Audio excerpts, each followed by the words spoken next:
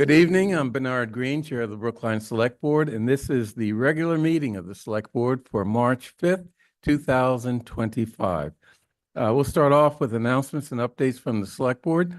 I'd like to start off with the following. At the Select Board meeting on February 11th, I noted the minuscule size of the Black population in Brookline due to the actions of federal, state, and local governments, private citizens, banks, and other businesses. With such a small Black population, we nonetheless benefit from a significant number of Black giants among our residents. At that meeting, I mentioned the passing of Flash Wiley, a prominent lawyer here in Brookline, in Boston, and the exhibit of John Wilson's work at the Museum of Fine Arts, which will also be at the Metropolitan Museum in New York, I think in July. Unfortunately, we lost another Black giant, Alvin F. Poussaint, died on February 24th at his home on Bellington Road in Chestnut Hill at age 90. Poussaint was a world-renowned psychiatrist who provided medical care to the civil rights movement in Mississippi, and then played a leading role in debates about Black culture and politics through his research on the effects of racism on Black mental health. He advised the Reverend Jesse Jackson during his 1984 presidential campaign and consulted on TV programs to ensure the public was giving a realistic view of the diversity of Black life. Those shows included Family Matters that featured a brainy but goofy teenager named Steve Urkel, The Cosby Show, and A Different World. Dr. Poussaint spent most of his career as a professor and associate dean at Harvard Medical School. Again, we lost a giant here in Brookline. So any other comments or updates? Mike? No. Oh, I thought you were raising. John, always depends on you. Always. Obviously it is now March, and the next month after March is April. And when I think of April, I think of the Boston Marathon, which is coming up once again. And just a couple of notes about the Boston Marathon that I think make it, particularly special to Brookline this year. One is to check out brookline.news for a really good feature on a 19-year-old by the name of James Redding, who actually grew up in Brighton, but he's an assistant varsity hockey coach at Brookline High, has 5 marathons under his belt, and is on his way to hopefully achieving a very special, these are called World Marathon Majors, and Abbott Labs has a competition for top finishers in these major marathons. And he's on his way to completing all of the, necessary majors to secure that recognition from what's called the Abbott World. They're called World Marathon Majors. So good for James Redding. Also, let's not forget that Brookline has its own Team Brookline, which is organized by a number of the nonprofit charities in the town. They secure qualified runners to run in a marathon. And I don't mean to say qualified. They secure runners who will volunteer to run and hopefully complete the marathon, and at the same time raise funds for the various charities that are sponsoring the runners. And that's all pulled together by the Brookline Community Mental Health Center. So it's time to check out that page, Team Brookline, and look at the many runners who are volunteering to compete, to run in the marathon, raise funds for Brookline charities, and looking for sponsors. And the team is looking for sponsors. So it's always a good thing to sort of add to your enjoyment of the Boston Marathon. One last note, learned today that there is a something known as the, I'll get it in a second, the Brookline Asian American Family Network's annual essay contest for Brookline high school aged students.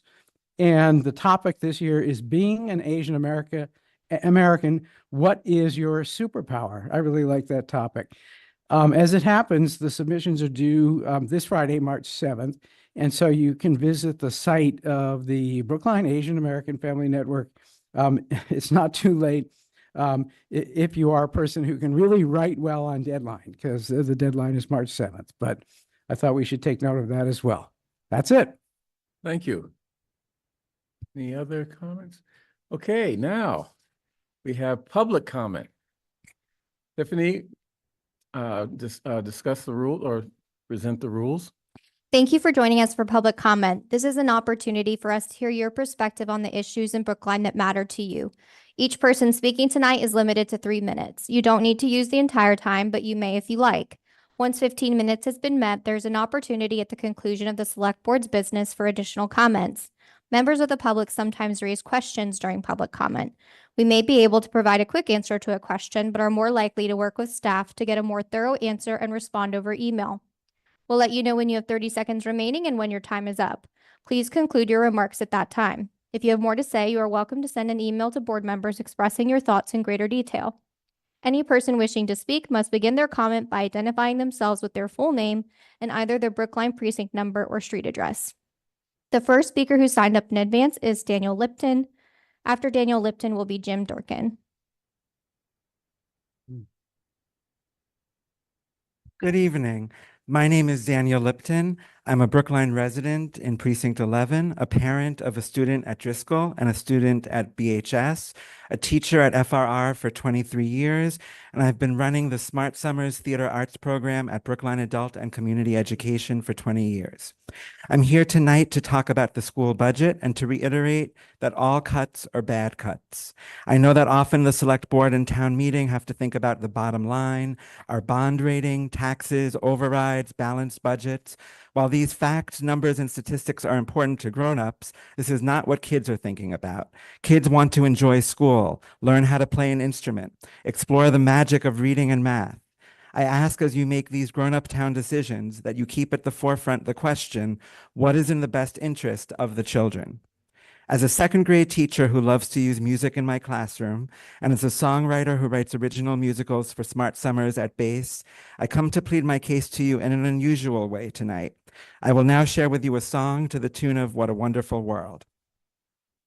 I see Brookline fully funded and the schools too. I see students bloom for me and you. And I think to myself, what a wonderful district. I see teachers working hard, no layoffs in sight, dedicated to the kids with all their might. And I think to myself, what a wonderful district. The programs of the district so enriching for the youth. The music fills the halls and I'm telling the truth. I see class sizes small, helping students one and all. We're all saying, Brookline, we love you. Don't punish the kids or the dedicated staff. Let's not become a district that makes people point and laugh. And I say to myself, we can be smart and unite for the sake of the kids. Let's get the budget right. Thank you.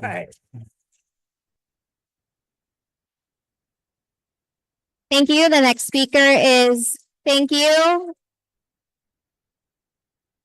If we can keep the claps down a little bit so we can continue the time and hear folks. The next speaker is Jim Durkin, followed by Kevin McKenzie. Boy, talk about a tough act to follow. Jeez. Thank you, Chairman Green, members of the board. For the record, my name's Jim Durkin. I'm the legislative director for ASME Council 93. I'm a resident of Lowell, but ASME is headquartered at 8 Beacon Street in Boston.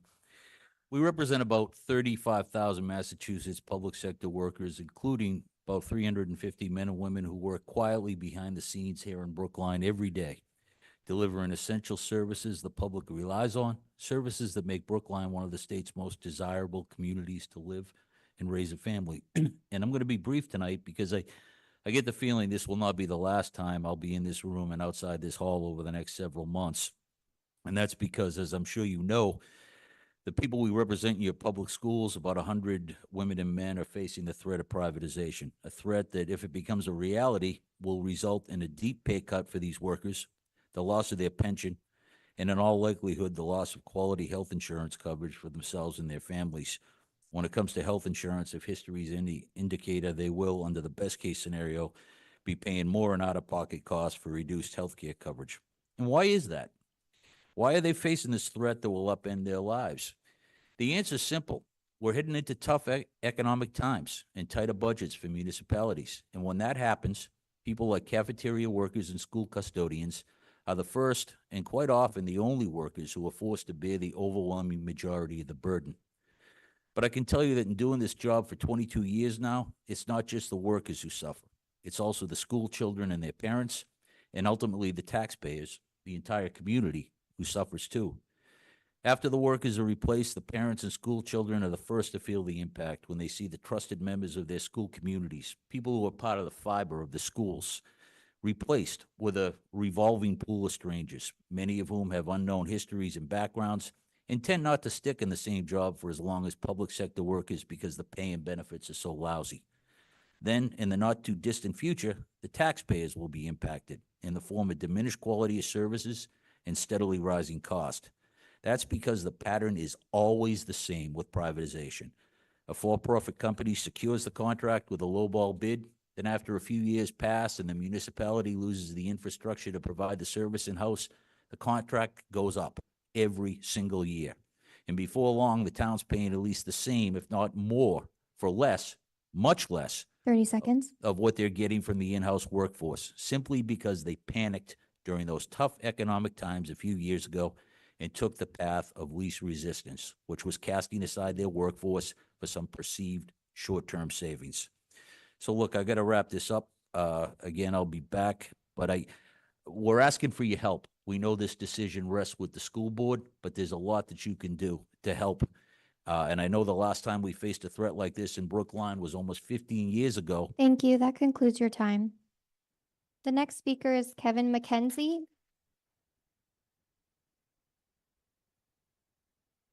After Kevin McKenzie will be Rachel Keegan-McGlynn. Hello, my name is Kevin McKenzie. I live in Precinct 13. I am the chair of the Commission for Diversity, Equity, Inclusion, and Community Relations. I am speaking in support of the budget that will be presented to you later this evening for the Office of Diversity, Equity, Inclusion, and Community Relations. Lloyd and all staff in his office do essential work for our community. At this critical national moment, it is important that ODEICR is able to continue their work of bringing residents together and ensuring that everyone in Brookline, resident, employee, and visitor alike, has access to the resources and support they need. Separately, I would like to share my deep concerns regarding the potential privatization of union jobs held by members of ASME Local 1358.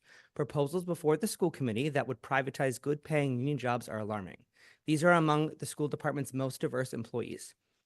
While the custodians and food service workers are school-side employees, they do belong to a town-side union. Given this, I ask that you can see if there's any possible way that you as the select board can intervene to protect these union jobs from privatization. Those efforts would be sincerely appreciated. Thank you for your time.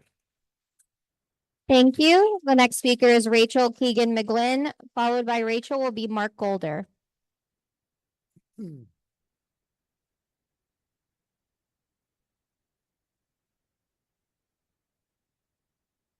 My name is Rachel Keegan-McGlynn. I was a special educator at the Lawrence School, and I'm currently the Hayes Educational Team Facilitator, which is a building level special education administrator. I urge you to transfer the needed funds to the school department to fix the $8.2 million budget gap. We call ourselves the Brookline school system, and tonight I'd like us to hold tight to the idea of schools as a system. In a system, all the parts are integral and necessary to the whole. Here is one way the system supports students who are struggling. All of our K-8 schools have a committee called the Student Intervention Team, which is part of general education. At Hayes, we meet in a 5th grade classroom on Thursdays after school, and the standing team includes a counselor, speech language pathologist, behavior specialist, general education teachers, an English language teacher, myself, and our principal. Teachers sign up to present students for whom they are concerned. So with our hive mind, we try to figure out why a student is struggling and to develop interventions to support them. It could be a student who's working on connecting with peers or staying in the classroom, or they could have recently moved to this country and are struggling to access grade level curriculum.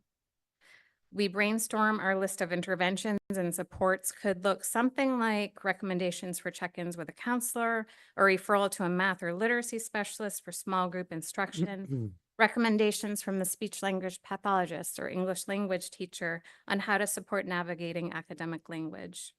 We always produce a list of things to try with multiple adults involved. Students need circles of support with a team working in concert. Let's think about the ramifications of some of the cuts proposed thus far to the system. Imagine yourself a first grade student who is struggling with something. Fewer first grade paraprofessionals mean your teacher has no time to work with you in a small group. Less counseling staff means no lunch bunch group where you learn how to resolve conflicts. Fewer English language teachers mean you get one session per week instead of the state mandated guidelines. Cuts to math specialists means you can't get an intervention group because there's not enough room. And cuts to special educators mean that your reading group is so big to call it specialized instruction is ludicrous. When we cut staff to the bone, we reduce our ability to bolster students at their moment of need, and the 30 gaps in seconds. needs grow more extreme. Students who are struggling require support from all the components of general education and special education working as a cohesive system. Remember, out-of-district special education has been highlighted by PSB administration as a major cost driver. Not supporting students' needs with appropriate staffing will only increase those costs. I urge you to transfer the needed funds to the school department. We are a system, and like all systems, all the parts. Thank you. That concludes your time. Next is Mark Golder.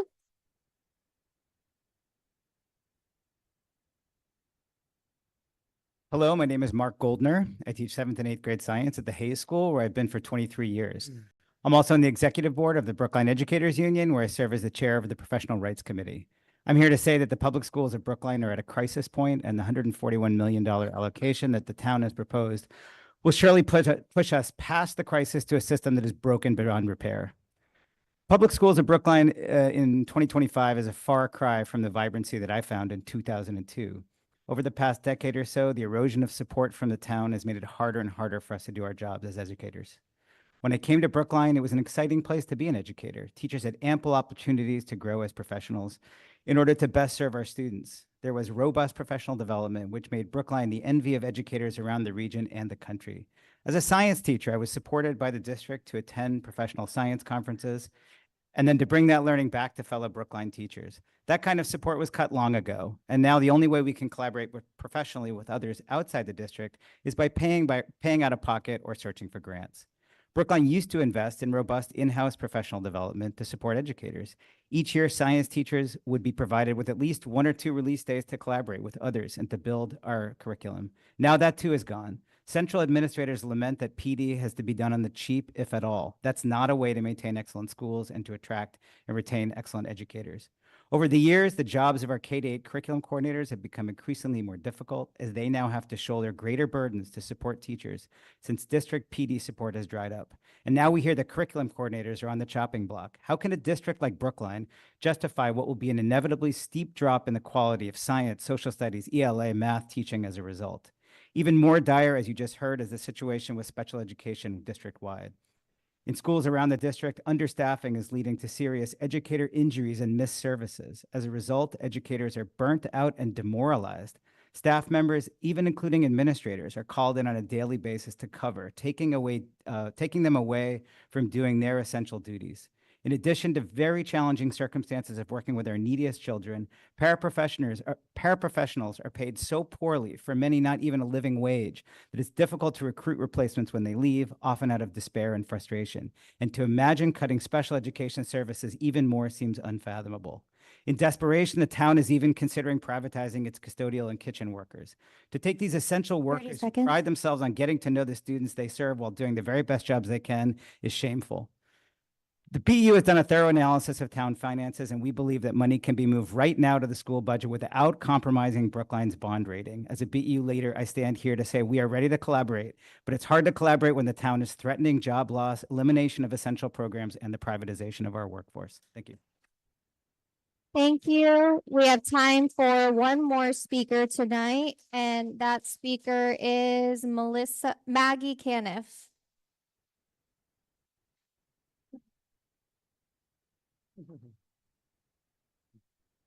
Hi, members of the select board.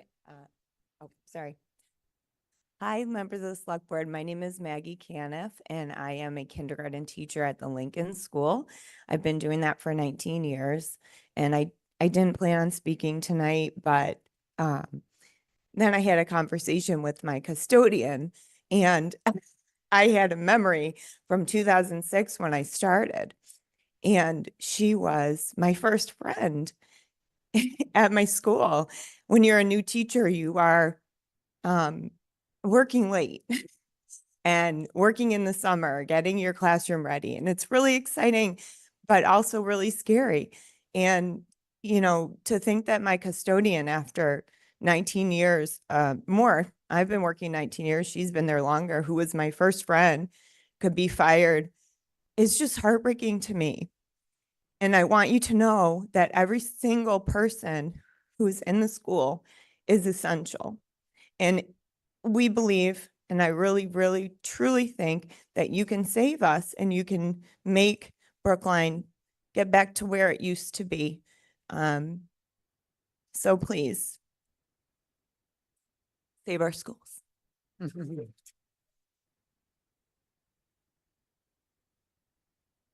Thank you. That concludes the time at the beginning of our meeting for public comment. Thank you, Tiffany. Can I just jump in real quick? Pardon? Can I just jump in real quick? Sure. I just want to say thanks again to the folks who have come out and spoken, the team from AFSME as well. I really appreciate your the work that you do, not just in the schools, but across the many different areas that AFSME represents of the unionized workforce in the town. So thank you.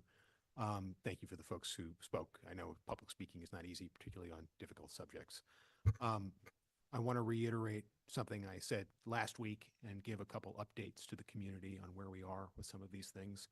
One is the proposed audit, the deficit review. We're currently back and forth with the proposed contractor on one sentence in the contract. I'm hoping that gets done tonight and we sign that and move forward on that process. The estimate on how long that will take is around 8 weeks. That's higher than 6 weeks, but that's the shortest that they could do it in. It's going to require a lot of effort and collaboration across the town and schools to make that work. So my commitment on the town side is obviously that we're going to provide everything we can to move that as fast as we can so that we have some more answers on what's going on and what controls need to be in place to ensure it doesn't happen again. The other aspect of this, again, I'm grateful as always to the conversations with the executive. What I would say is, you know, for the many reasons I outlined last week, and I encourage you, if you have, I don't know, an hour to watch the budget presentation from last week, if it were as simple as moving $8 million around, we would have done it. I mean, the town is facing a deficit too. You know, we're facing a deficit of over $500,000, and that's going to require cuts on our side. And unlike on the school side, I think our deficit has the possibility of increasing. If I could wave a wand and make that go away, I would. But unfortunately, that's not where we are. So what we need to do is think creatively about how to solve these problems. I'm grateful to hear that the invitation for collaboration, the discussion for collaboration, what I would strongly encourage to union leadership on all sides is pick up the phone and call me or email me. Let's set up a time to meet. Let's talk about it. I appreciate that we're trying to do this in a collaborative way. I don't want to be in the situation we were in last year where this you know, idea that, you know, there's money being hidden somewhere. There's an easy fix to the problem. I wish there was an easy fix to the problem. There's not. But together we might be able to find some solutions to this that were at least manageable for all of us. So that's where I am. I strongly encourage union leadership. Send me an email. Let's find a time to meet. Thank you. Thank you.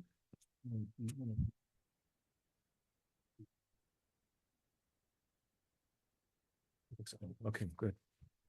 Okay, next on our agenda, our miscellaneous calendar. Starting off with minutes for February 25th, 2025 on any corrections? Okay, all in favor, please indicate by saying aye. John Van Scoyac. Aye. Michael Sandman. Aye. Paul Lawrence. Aye. David Perlman. Aye. Chair votes aye. Next, I'd like to take items 3B through 3G in omnibus fashion, unless someone would like to discuss any particular item Seeing none, I move approval of items 3B through 3G. All in favor, please indicate by saying aye. John Van Scoyac? Sorry, Bernard. Yes, I'm sorry. We did receive a letter on 3E, and I think it's just worth mentioning the issues that arise if from that. Oh, I mean, sure. So we received a letter advocating for any proposal for Babcock Street housing feasibility, take into consideration the possibility of a land swap there for Fire Station 5, which is going to be demolished and rebuilt as part of the broader fire station renewal process. I'm sure we can look into that. I think there are two separate but potentially interrelated issues there. One is, can we do Fire Station 5 faster? And the other is, can we do this sort of land swap proposal? Chief Sullivan has spoken with the folks requesting this and with me and with the select board, just by way of the virtue of how the project is operating, and by the fact that we can only have so many fire stations down at one time. The work on stations 1 and 4 has to be finished before Station 5 begins. We are trying to proceed with all dispatch on that, but there's not capacity, both in terms of fire safety and, frankly, design work to ensure that to take on redoing Station 5 or rebuilding Station 5 in a different place. So I think all potential uses of the Babcock Street lot for housing or the potential of a land swap can be considered as part of this work. But in terms of the timeline, given where we are in the design and refurbishment process, has to be stations 1 and 4, then Station 5, and then the remaining stations. Can I ask a question? Now, I'm curious about this term land swap. I mean, we own both parcels, right? So, I mean, it's really just a change of use. Yes. Okay, Mhm. okay, so, Change in plan, right, is big. yeah, change of use. Now, and land swap has a particular meaning. Right. Yep, some I think context. you're correct, yeah. Okay, all in favor of items 3B through 3G, please indicate by saying aye. John Van Scoyac? Aye. Michael Sandman? Aye. Paul Warren? Aye. David Perlman? Aye. Chair votes aye. Okay. Let's go to our calendar.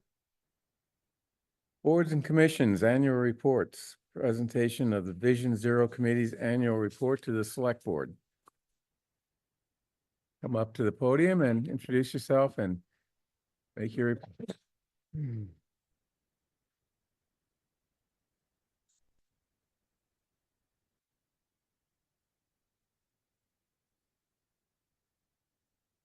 Good evening, Select Board. Thank you for hearing me tonight. I am Sam Downs. I am one of the transportation engineers with our Engineering and Transportation Department. And I am here to report on our progress for the Vision Zero Committee. So as a little recap quickly, the Vision Zero Study Committee was unanimously voted by this board in April of 2022, and that board included current Chair Green and Select Board Member Van Scoyac. 7 representatives were appointed to this committee. We have liaisons from the Transportation Board, the Bicycle Advisory Committee, the Pedestrian Advisory Committee, the Safe Routes to School Task Force, our Select Board member, Michael Sandman, and a liaison from the Brookline Police Department.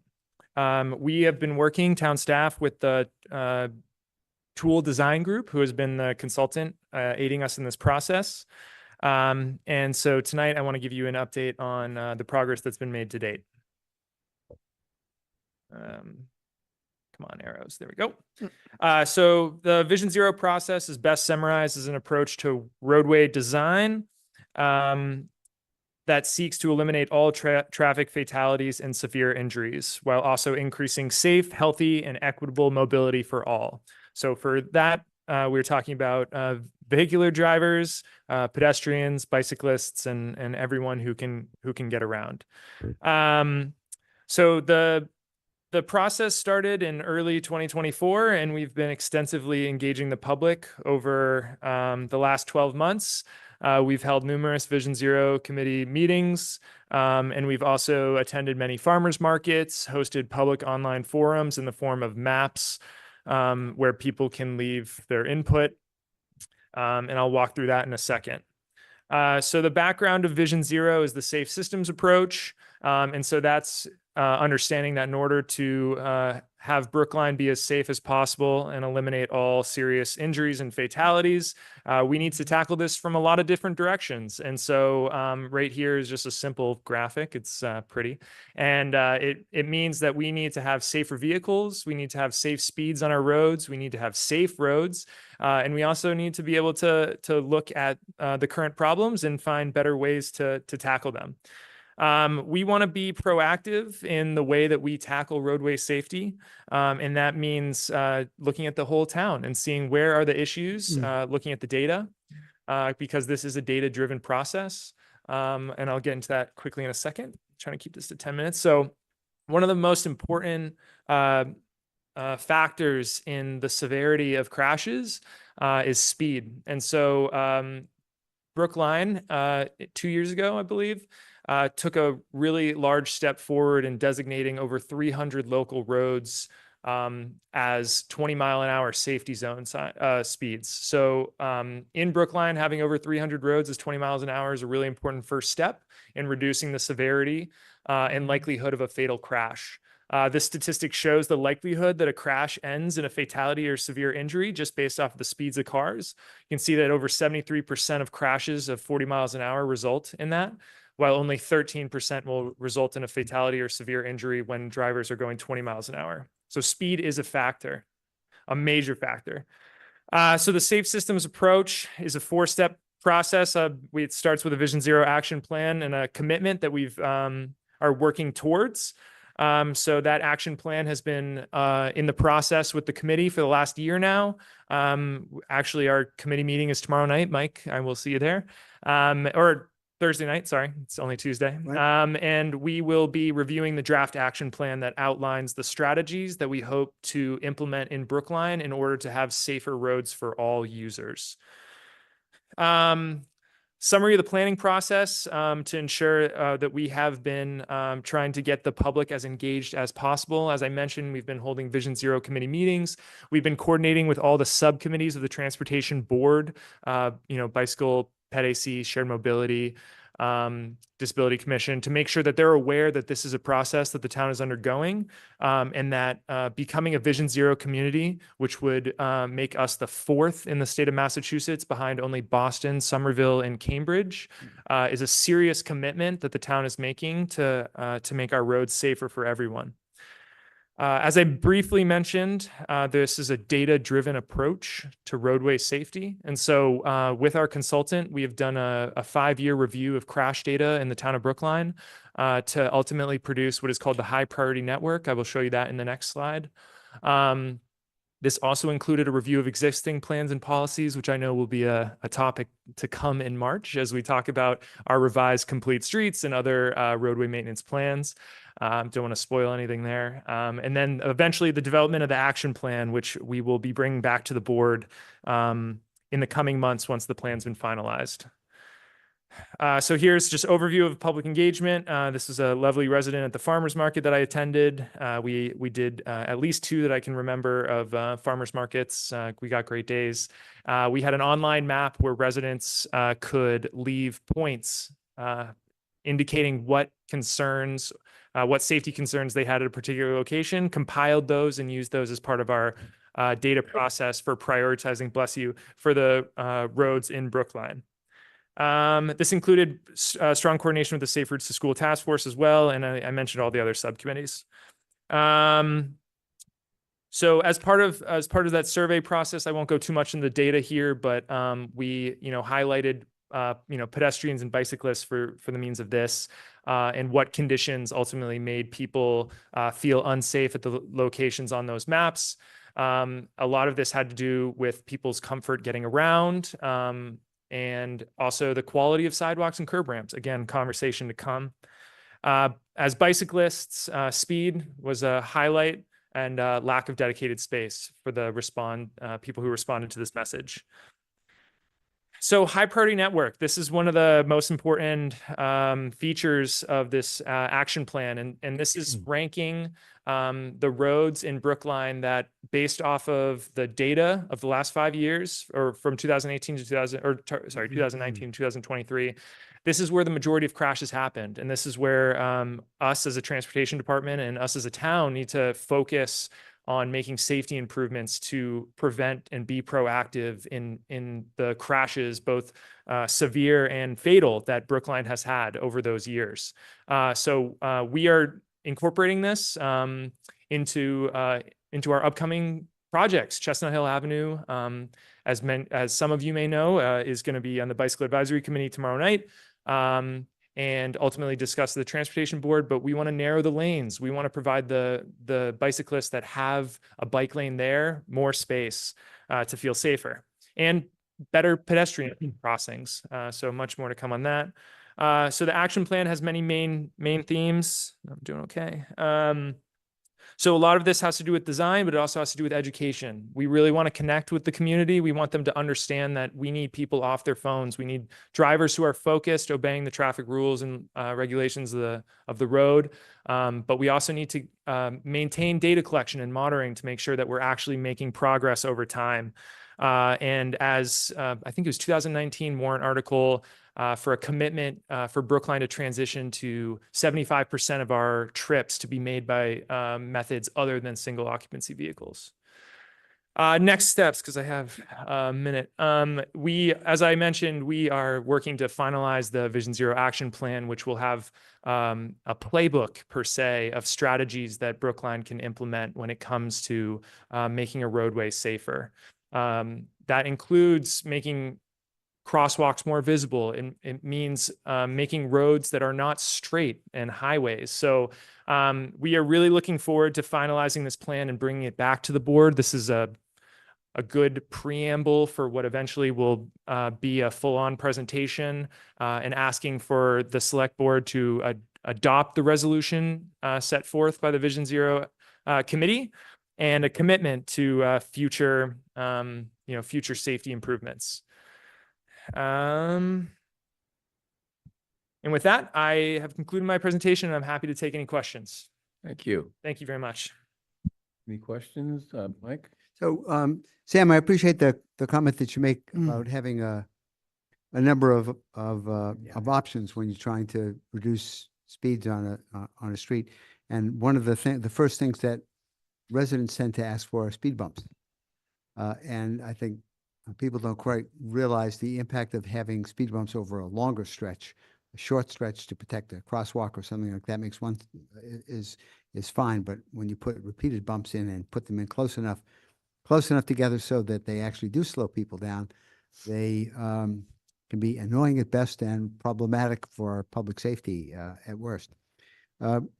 And so I wonder if you could describe a couple of the alternatives that we're thinking about. Yeah, absolutely. So one of the alternatives to slowing vehicles down is the geometry of the roads. When we offer drivers the opportunity to have a 15-foot wide lane and a straight shot, again, using Chestnut Hill Avenue as an example, if you narrow those lanes down to 11 feet to make it more than comfortable for an MBTA bus, there's no need to have a 15-foot lane. And just that visual narrowing of a road, data shows that when you visually narrow a lane, it makes drivers slow down. And I think that's really important when we look at town all over, is using paint to the best of our ability, but also you talk about chicanes, you talk about ways to realign the road without drastic parking loss or all the other things that we're concerned about, is just creating this idea that you do not have a highway, a straight shot from point A to B, and you realize that there are other people who are trying to get around safely too. So those are just a couple examples. Thank you. Yeah. Paul? Thank you, Sam. So I'm gonna steal a little bit of John Van Scoyak's talking points on this. Okay. So I really appreciated the map that you put up, Yeah. where the streets were identified. You don't need to do it again. Okay. But my first question, because I recognize a street on there that I'm very concerned about, and I'm thinking, well, when does that happen? Right. So I know that there's complete streets, there's priorities for complete streets. These may not be complete streets. These might be different. Mhm. When will there be a published list to say, this is the first one, this is the second one? a list of streets and priority and maybe dates when we can get commitments. Yeah, absolutely. So as it pertains specifically to the high priority network that I showed in those Yep. 30 streets, next month or the month after, when we come to you guys as part of finalizing that action plan, we will have that list of streets in a numerical ranking where we've worked closely with the consultant to make sure that what the data shows is what we also believe to be the highest priority streets. So at least for those 30 that are, I believe it's 30 streets that are listed on the high priority network, we will have that list to you in either April or May when we come back with the final action plan. And our goal as a department is to make sure that we are cross-referencing that high priority network list with our pavement management plan and the other policies that we've recently developed or modified. And so we want to, as we're coming forward with our CIP and our 5-year plan, we want to make sure that we're integrating these safety improvements on the streets that need them most. So that list will be available in the coming months for those 30 roads. Okay, thank you. Yeah. John? Sam, thanks so much for the presentation. Excuse me, I just want to start by asking if you can recall and just repeat. I heard a goal mentioned, which was agreed upon in one of our plans of 75%. Yeah, I believe this is a 2019 warrant article where it was a commitment for the town to have, of all trips made in the town, 75% of those would be made by the means of non-single occupancy vehicles. I believe it was 2019. And that was a resolution. A resolution, sorry. I apologize. It was, But, has that been adopted by Vision Zero as a realistic goal or? it doesn't, I don't believe the two are, we encourage mode shifts. So one of the sections in the action plan does highlight the importance of mode shift. It doesn't identify a particular percentage. The only real numerical goal is to get to 0, and that's the deaths and fatalities, but it doesn't specifically call out a percentage of mode shift as it pertained to the resolution from 2019. And are there grants that support the Vision Zero process? Yes, that probably would have been a great place to start. So thank you, Mr. Van Scoyac. Okay. But it's a little bit up in the air right now, as we know many things are with federal funding. But one of the primary goals of becoming a Vision Zero community means that we are eligible for the Safe Streets for All grant, which has provided many cities in the United States with funding upwards of 10 million or more dollars. It's a very large pot of money. It's very sought after, but once you become a Vision Zero community, you are eligible to apply for that grant. And we will know more at the end of March whether or not that funding program will be available for this coming year. And so if we were to be eligible and the grant is there and we adopt it as a town, that we are ready to put together a grant proposal for that money. How does one, become a sort of certified Vision Zero community? Have we become one? So this action plan will be presented to you all in either April or May, and the vote at the time would to adopt the resolution to become a Vision Zero community, and that would signify the commitment from the board and the town to follow the guidance laid out in the action plan, and that would therefore make us eligible to. And so if we become a Vision Zero community, Mhm. seek Vision Zero grants, Mhm. get Vision Zero grants, Mhm. does that then bind us to, that means you have to do your next street project this way? Well, there's a little flexibility with this way, but the action plan just lays out types of strategies that could be used. So every Vision Zero project that would get implemented as the result of funding, either locally, federally, or from the state, would go through the same process that we currently do with a redesign of a road in requiring transportation board approval. So we could signify that a project is aimed at making Vision Zero goals, but it would still require the same steps that we go through currently in terms of the approval processes and coordination with other subcommittees to the Transportation Board. It's beginning to sound very familiar to me.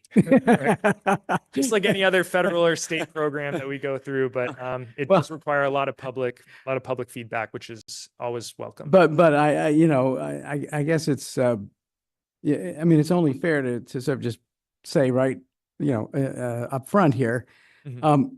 we're in the middle of this Washington Street process. Mhm. And it feels like we got to where we are today because decisions were made as to what has to be in the Washington Street plan for it to qualify as a complete street to get considerable sum of money that isn't our money, okay?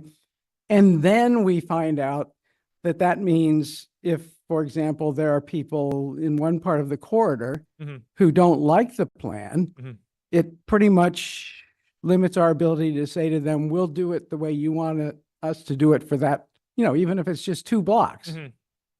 Mhm. I would say that the difference, and again, I will absolutely look into this to just confirm, but based off my understanding is that we are not restricted in the same sense as we are with the DOT funding for the Washington Street project. So I believe that because we are providing a playbook, as I was referencing, of options, we aren't tied into any one specific one and having to apply it to all streets. So it means that, there would be the opportunity for making adjustments and not needing approval from, the federal government per Mhm. se on how we make a street safer, because they're saying, we trust you. We trust you that you have an approved plan that's been adopted into how you're going to make streets safer. Mhm. And then we're going to just trust you that at the local level, you can make those decisions to make streets safer. So that's my understanding, is that we are not subject to a review from the people who are offering us that money. Okay, thanks. Any other questions, discussion? No. Thank you. Thank you very much. Thank you, Okay. Board. Appreciate it. Thanks, Sam. Next, I'd like to take items 8 and 9 out of order because I believe the parties are either in the audience or on Zoom.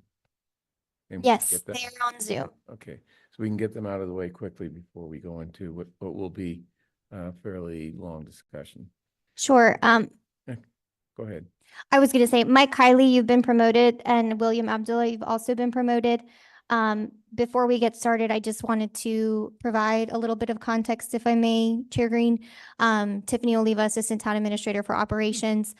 This normally would go to the licensing review panel. This one did not go to the licensing review panel, which is why it's on your discussion agenda.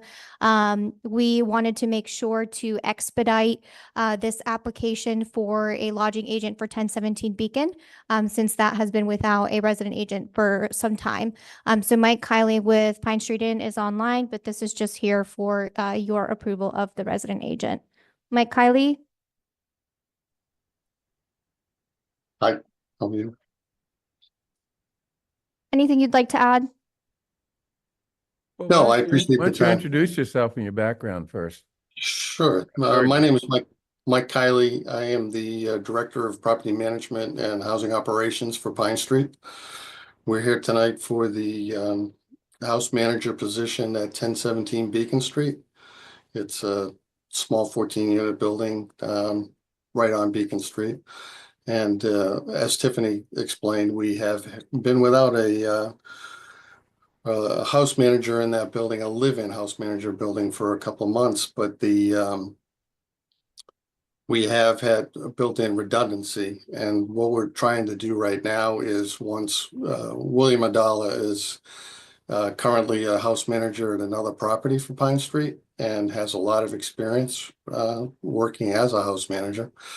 We're looking forward to getting him going at 1017. And then we've also probably I think we've gone through at least 25 applications for this particular position. And the challenges we find in filling a live-in position, we're working through those. And then, as I said, we're trying to build in redundancy so that we currently have 4 house managers in Brookline, that we won't have any kind of delay going forward in replacing a house manager when someone does decide to leave. So, but tonight is about William Abdullah, and and placing him at the house manager position at 1017 Beacon Street. Great. Any questions from the select board? Paul? Yep. Hi, Michael. Paul Warren, thank you for coming. Hi, Paul. First, this is important. I'm really glad, and thank you, Tiffany, and Michael Salmon for bringing this onto the agenda for tonight to expedite it. It's absolutely Tiffany. It's all her. Okay, great. Okay. As you know, there's been quite a bit of feedback that we've gotten from the community over a long period of time without a house manager. And I'm curious about just the process of, I know that in the past, a very successful relationship between the house manager and the neighbors, communication wise, has been really important. Can you speak a little bit about how that introduction may happen? Do you have a plan for, introducing or communicating with the neighbors so that there's a relationship? Sure. Yeah. We currently have a case manager on site 5 days a week. So, and that case manager has a very good relationship with the neighborhood and has done an outstanding job, in my opinion. She will probably be the first step in introducing William to the group, and then be the first point of contact if there are any issues. But that's generally how we'll do that. We in the past we have had barbecues. The weather's a little rough right now for anything outside, but we would definitely put some kind of event together to introduce the neighbors to William. Okay, thank you. Okay, any other questions? Okay, so if there are no other questions or comments from the select board, I'd like to move approval of the application for a change in lodging agent for 1017 Beacon Street to William Abdullah. All in favor, please indicate by saying aye. John Van Scoyac. Aye. Michael Sandman. Aye. Paul Warren. Aye. David Perlman. Aye. Chair votes aye. Thank you. Thank you very Okay. much. Appreciate it. Okay. Next, another item that was not on our hearing committee agenda, Blank Street Coffee, a new common victualler and entertainment license. Is that something you're going to introduce, Tiffany? I have Stephanie Bedreau on the line. Just want to know, as you already said, this one didn't go to the licensing panel. We did let Stephanie know that the agenda for the licensing panel is available online as well as the select board agenda. So we would like to follow that process moving forward. But I am going to promote Stephanie now. Thank you very much. Good Is this evening, excuse me, Chairman Green. Is this a hearing? No, this is not a hearing. Okay. Okay, sorry. Go ahead. Stephanie. Oh, okay. So this is we're just here for for the approval of the Common Vic app and a entertainment app for Blank Street Coffee. I thought it was a hearing, but I guess it's because it's on the miscellaneous. I'm not sure how the board is handling it. I can give you a brief background of what Blank Street Coffee is, where it's planning to open.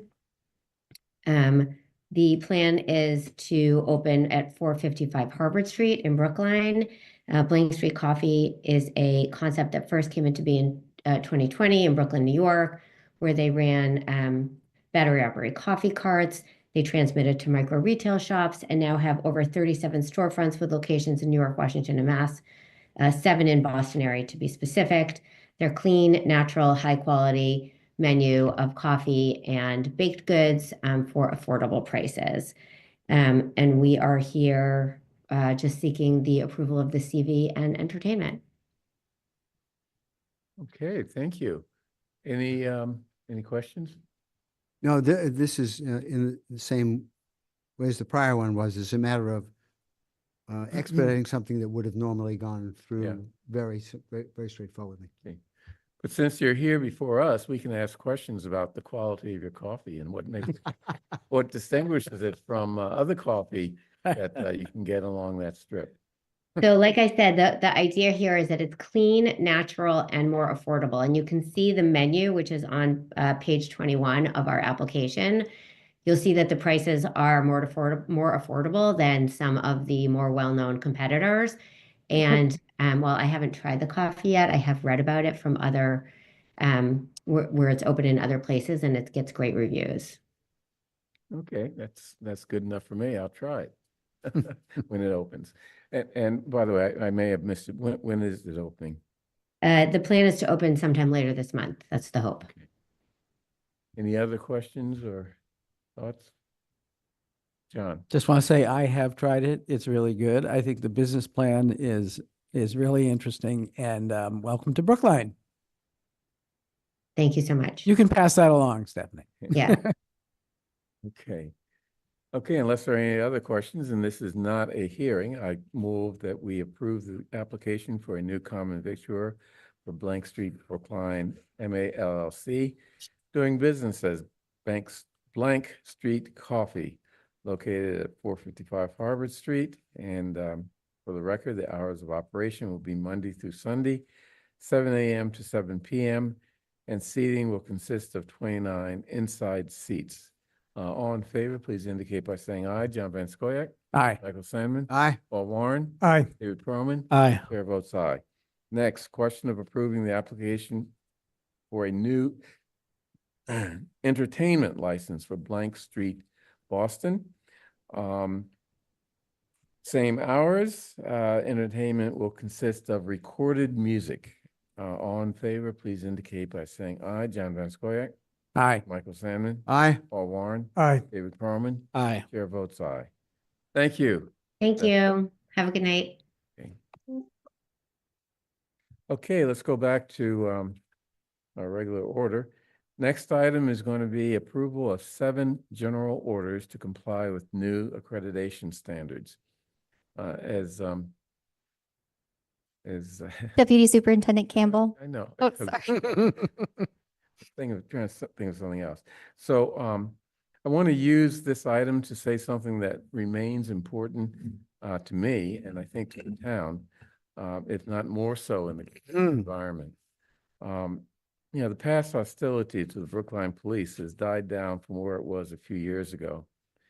I will note that it was my police reform committee that did a lot to show the community the benefit of a well-trained and professional police department that focused on its relationship with the community and community policing, and countered the misinformation that was rampant in the community about the police and policing. The Reform Committee's report focused on, among many other issues, the issues raised by three of the general orders we are approving tonight.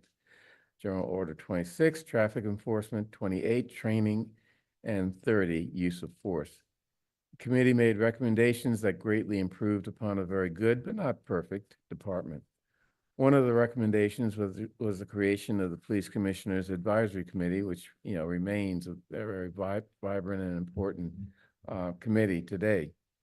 The issues addressed in these general orders were especially important during the period when the murder of George Floyd and other police misbehavior in a few of the more than 16,000 local law enforcement organizations was on everyone's mind.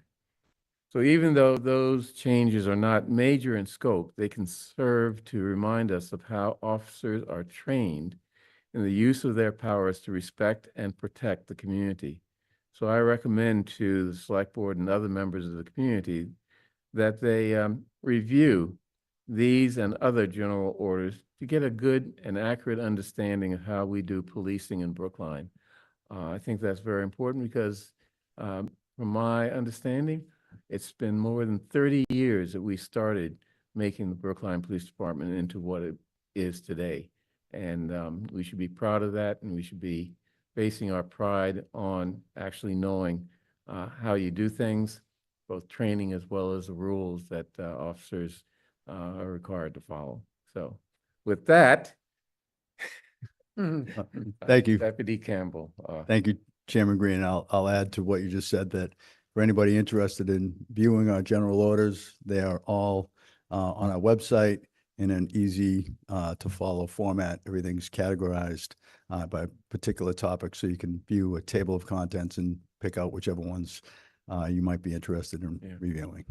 A lot of reading, but Deputy Campbell said. You can pick out the ones that really strike you as important, and it is important that, people. Collectively, it's more than 700 pages, but Yeah. if you just want to pick out a few at a time, you can get through it. So today, Chief Passer could not make it. She asked me to appear on her behalf. And I'm here asking for the approval of 7 general orders with some modifications that have been made. As I'm sure the board is aware, we're an accredited police department since probably 2012 or 2013. And what that means is that every 3 years, our department goes through an accreditation assessment. A few people from the Accreditation Commission, they come to Brookline, they come to the police station, they review our policies, they review our procedures. Do our policies comply with accreditation standards? And are we following the policies? So we have one of those coming up. And as part of preparation, we go through our policies and we update them. As I'm sure you're all aware, because you have been receiving batches of policies over the past year. Our hope is this is going to be the last one prior to the assessment. We have a mock assessment coming up next week, and then the actual assessment will be at some time in May. After the assessment, it's possible you'll have a few others, but hopefully not too many. The changes that you've all received red line copies of what the changes are. The changes, I would characterize them for the most part as mandated by accreditation. I don't think there are too many that are, particularly substantive. There's a lot of wording changes. I don't think anything too controversial in there. I can go over a couple. We now do e-citations for moving violations. For my entire career, we use paper citations. Over the last probably about a year or so, we have put printers in the computers. So now if a police officer makes a traffic stop, they scan a driver's license, they enter the information into a computer, and they hit print. And that's where the citation comes from. And the data is transmitted to the state automatically. That's one change that is noted in one of the general orders. We also incorporated a field training officer program into the general orders. Not really a change. We had been operating on that program for a while now, but it was in a special order. General orders are more of a permanent thing, and so it made sense to incorporate that into a general order. Other than that, if anybody has any questions about anything in particular, I know it's quite a bit of material, probably about 125 pages. If anything jumps out, I'm happy to take whatever questions, and if not, I'm hoping that you will vote to approve them. Any comment, Mike?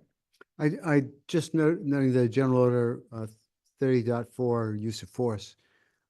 Is there anything in there that is substantive? A couple of these don't look like they're required by the accreditation standards, but rather they're something that that you've decided to change for your own procedural reasons. The only thing that I can think of in that particular order is the idea of shooting at moving vehicles. Right. Yeah. So I would characterize that change as minor. The training on shooting at moving vehicles hasn't really changed all that much, which is we discourage it in almost all situations. For the majority of my career, we pretty much discouraged it in every situation. Unfortunately, that has changed a little bit due to some terrorism that we've seen in this country and around the world. There are now times, and this wasn't really the case, maybe 10 years ago, there are now times when a police officer can and probably should fire at a moving vehicle. And so, we saw it just recently in New Orleans. So we modified that language just a little bit, but there's been no change in the underlying in the underlying theory that when at all possible, avoid moving vehicles. You don't want to, the only time that you're really shooting at a motor vehicle is if there's no other way to protect your life or someone else's life.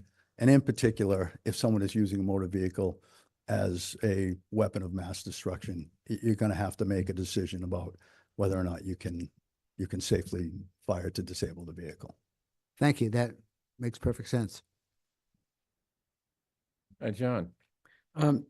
Thank you very much. And I just want to point out to those who are listening in on this discussion, if they're feeling like I'll never be able to grasp this because, gosh, they're talking about a 700+ page, general orders and changes to a whole bunch of them and so on.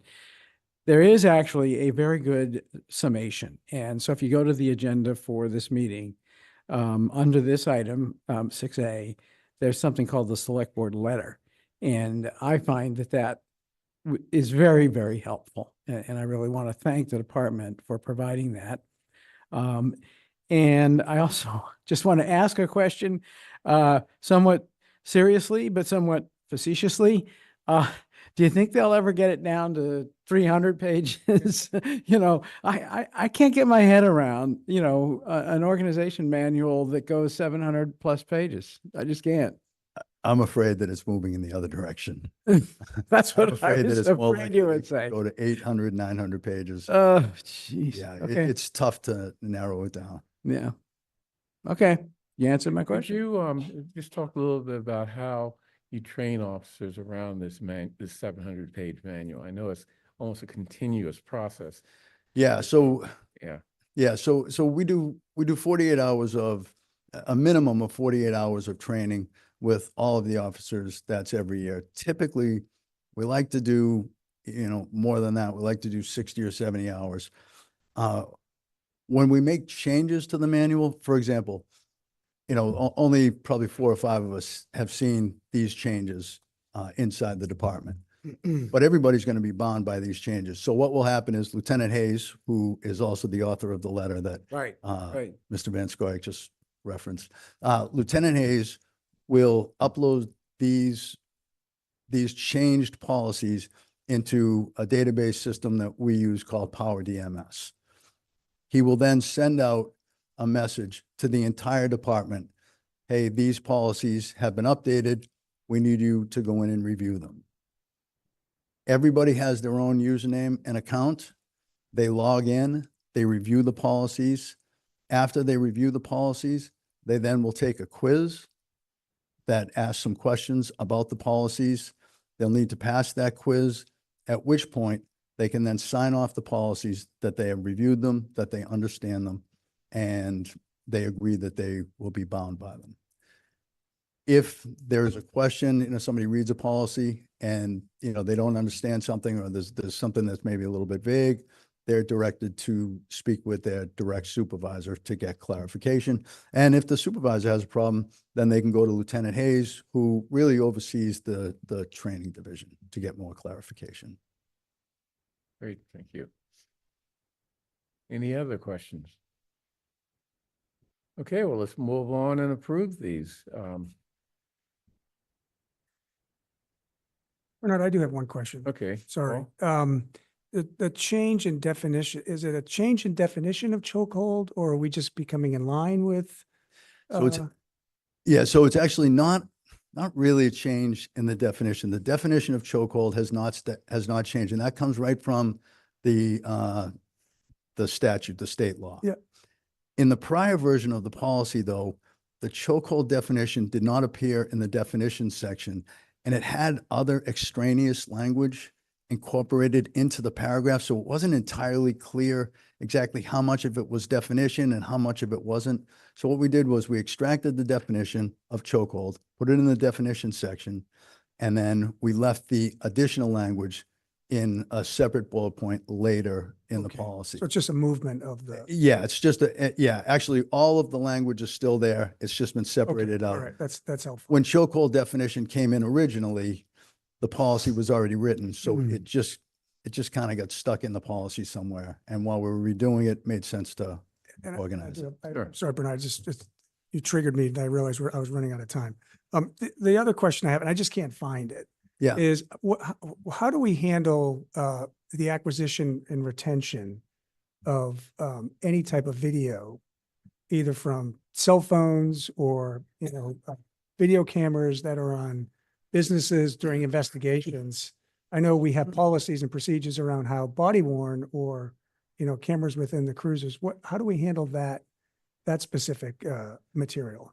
So it's a little bit different depending on if it's body worn cameras or if Someone's it's- house, you're investigating because someone there's has been a a ring. crime and now you're going to acquire video from someone's device. If you acquire video from someone's device or a Ring camera or something like that, that gets submitted to evidence. And we have a couple of detectives who process audio, video. It's the same guys who do fingerprints and photographs and things like that. They have a separate server in the detective division for that type of video. Body worn camera video is separate. That is handled by the IT guys, and it's just automatic. Motorola has a server. Okay. The video is, a lot of it's uploaded wirelessly, and it's stored in the cloud. So I appreciate that. So the video that if you acquire video as part of an investigation that comes from a private residence. Yep. Is that secured or is it still available as a public record? Like, is that become the case file or is it now available to the general public? So it becomes part of the case file.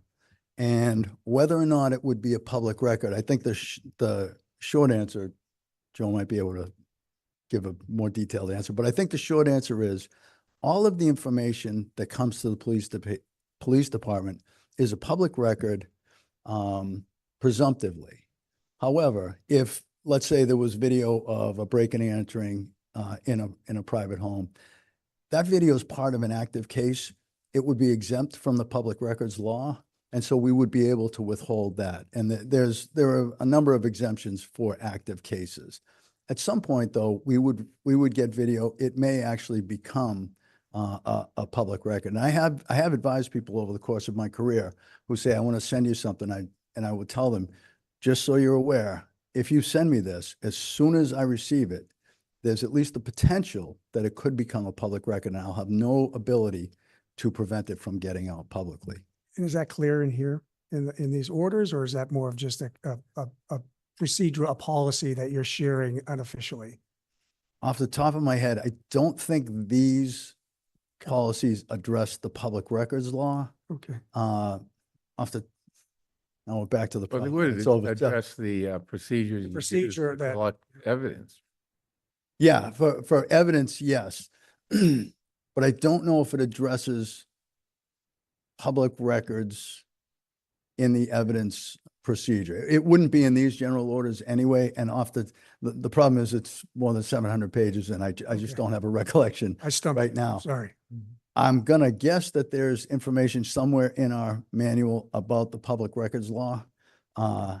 I just don't have a specific recollection. So could I make a request? I'm happy to approve these tonight, but could you follow up with me and just send me whatever, either section or point me to the pages and I'd like. to Yeah, review I can that. look in. Or if the it's public in a records. separate area of Okay, our policies and procedures. Thank you so much. yeah. Who's first over here? David is. David. I just have a couple of questions and thank you for putting this together. I noticed that there are a lot of changes around the field training program and officers. Yep. And I'm just wondering whether you could highlight the main differences between what was occurring before and what is contemplated currently. So yeah, just to be clear, there aren't any actual changes. It was in a special order before. It's a copy and paste into the general order. Everything is the same. Okay. So a few years ago, we came up with a field training officer program. But what we have now is exactly the same as what we've been doing for a while. All right. Were there also any substantive changes to training for civil employees? I see that there was one modification saying that civil employees will need to have further training or as a requirement of accreditation. Was that always happening? So what it used to say is, it used to say something like, employees or, officers need to have, certain training, meet certain training standards. Well, what accreditation will say is that it needs to specifically identify that both sworn and unsworn need to have this training, and your policy needs to say sworn and unsworn. And so that's why you'll see changes like that related to accreditation, because the language that we might have, while we do what we're supposed to be doing, the policy doesn't necessarily specifically say it. And for accreditation, they require that your policy actually says it. I see. Okay. Michael? No, I just wanted you to know that he was over there. Oh, okay. Anything else? Let me just add, with respect to the chokehold policy, that's part of the state law now. Yes. But before it was part of the state law, it's part of our policies, procedures. We banned the chokehold before the state got around to doing it. So just want to let people know for the record. Any other questions? Okay, I move approval of the 7 general orders listed in our agenda, which are intended to comply with new accreditation standards and make minor changes for clarity. All in favor, please indicate by saying aye. John Van Scoyac. Aye. Michael Sandman. Aye. Paul Warren. Aye. David Perlman. Aye. And chair votes aye. Thank you. Thank you very much. Yeah. Have a good night. Okay. Let's see. Next, this disparity study, presentation of the disparity study findings and recommendations. And it looks like Lincoln Heineman is at the podium, and I take it there's some people online. There are, and I think Tiffany's pulling up the presentation. Thank you very much, Tiffany. Give me just 1 second if you don't mind. I'm going to promote all these folks first.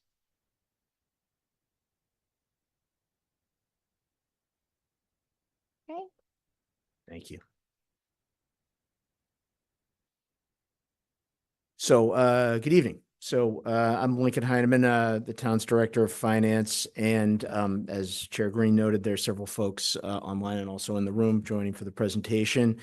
We'll be breaking the presentation briefly up into 3 parts. With myself, our recently retired Chief Procurement Officer, Dave Giannakakis, is online, and we'll be doing a little bit of the presentation, and interim Chief Procurement Officer Rick Seville is in the room. So we are here to, and I'm sorry, I should note also there are several members of the Griffin and Strong staff who is the consultant for the town on this project. So we're here to present the results of the town's procurement disparity study. This was begun in fall of 2023. As I said, we'll be splitting the presentation into 3 parts. So I'll have a little bit of background as to where the town was prior to this disparity study and some of the steps that the town had taken previously. Dave will do a presentation on some of there's a lot of data, but some of the key data points from the presentation. And then Rick will present on the commendations and the recommendations from Griffin and Strong. And the Griffin and Strong folks are here to help answer any questions. So next slide, please. So this is just a little bit of history prior to the beginning of this disparity study and the work on this that began in fall of 2023. So the purchasing division really 4 years ago now, a little bit more than that, began to think about how the town could encourage the participation of disadvantaged businesses in the town's procurements. And under the state law, disadvantaged businesses are those that are owned primarily by women, minorities, and veterans. This study in particular focused on women and veterans. Prior to beginning this study, the procurement office and the town had an initiative with a company named Quali that I think several members of the board are familiar with that encouraged disadvantaged businesses to register with the town so that we know that they're interested in particular procurement areas and making sure that we're communicating with them when we have a procurement in that area. Separately, there is a state law, and that's really sort of the main thrust of this disparity study. There is a state law, Chapter 30B, Mass General Law, Chapter 30B, Section 18, that allows, under the state procurement law, a sheltered market program, provided that the town demonstrate in a study, and I'm quoting here, that from the state law that the study shall to the extent constitutionally required be based, the program shall to the extent constitutionally required be based on findings that such a program is a remedy for the present effects of past discrimination. So the primary, while there are other pieces of it, the primary focus and drive for this study is to see if that constitutionally allowed predicate is here. So Can I yes. ask you a question? Yes. Maybe I'm confused about something. You said the study is about, with respect to disadvantaged companies, women and veterans? So I was saying that's how the law defines disadvantaged businesses with those three categories. The study was focused on two categories: minority-owned women and women-owned businesses. Okay, so why is that? Well, why was the study focused? Why is the study limited to just women and veterans?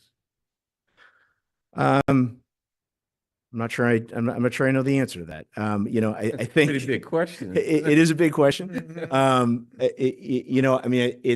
it was the focus, of the town at the time. It's not my recollection.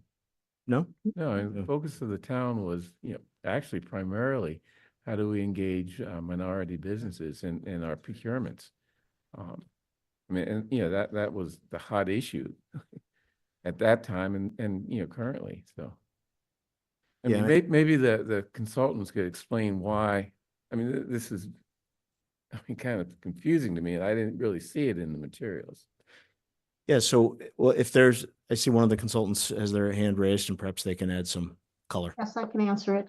The study was all encompassing. It was all of SDBs, which included minorities, women, disabled. It also included LGBTQ. So it was across the board, all categories. It wasn't just women and veterans.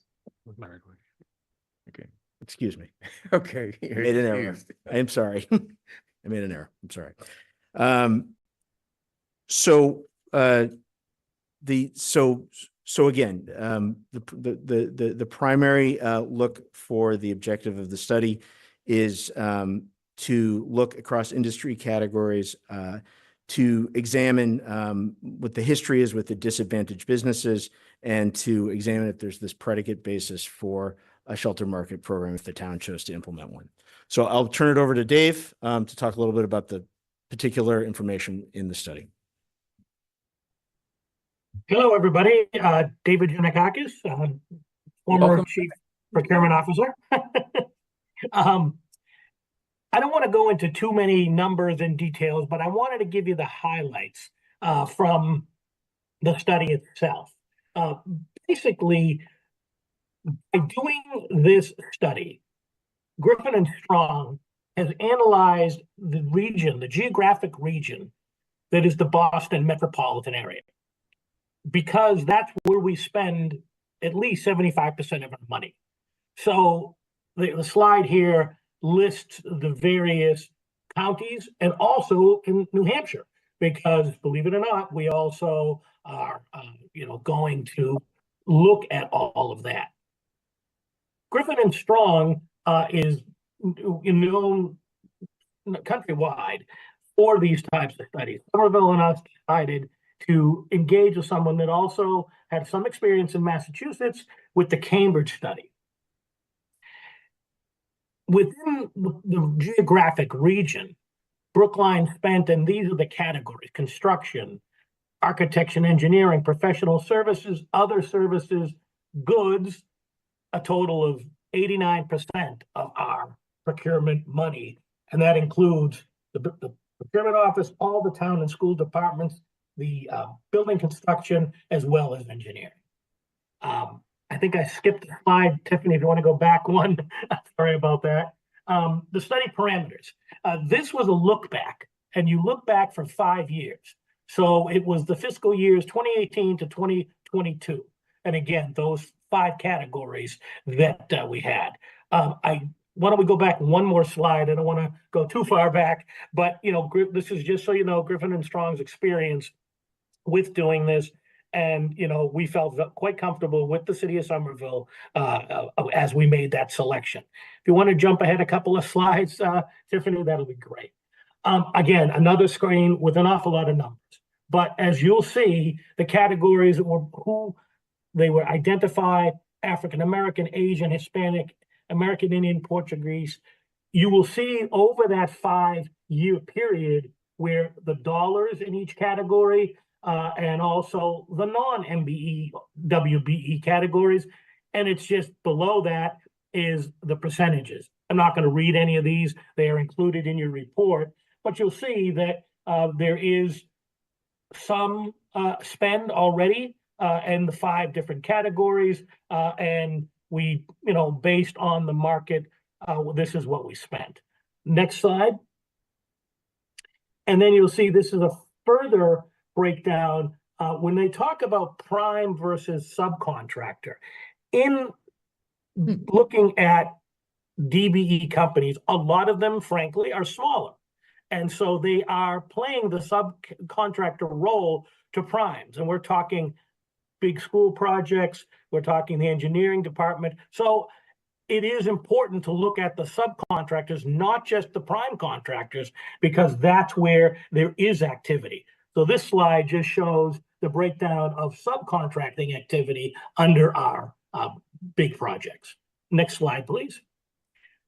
Long and the short, as Lincoln said, we looked at this over it with many, many years to get to this point. Under federal and state law, we had to come up with a factual basis for establishing this program. Griffin and Strong found that, in fact, there is a factual basis for that. They did their analysis that a disparity by ethnicity, race, gender, after, you know, accounting for capacity and other factors. The anecdotal policy findings support all that. And you have the executive summary. You also have the full report, which is quite lengthy, that backs up. And this is what federal law requires and state law requires so that we can do a sheltered market program. Next slide. I'm going to hand it off to Rick now to talk about the accommodations, accomplishment, and the recommendations from Griffin and Strong. And if you have any questions at the end, we will definitely be available for you. Thank you. Good evening. I'm Rick Seville, Interim Chief Procurement Officer. Excuse me. Commendations and accomplishments. The town of Brookline created an online vendor registration portal with Quali. The town use of construction manager at risk for large construction contracts increases certified firm participation. The town has limited complaints about bonding and insurance that can create barriers for participation. The Office of Diversity created a diverse business directory that is available to assist with marketing to local diverse firms.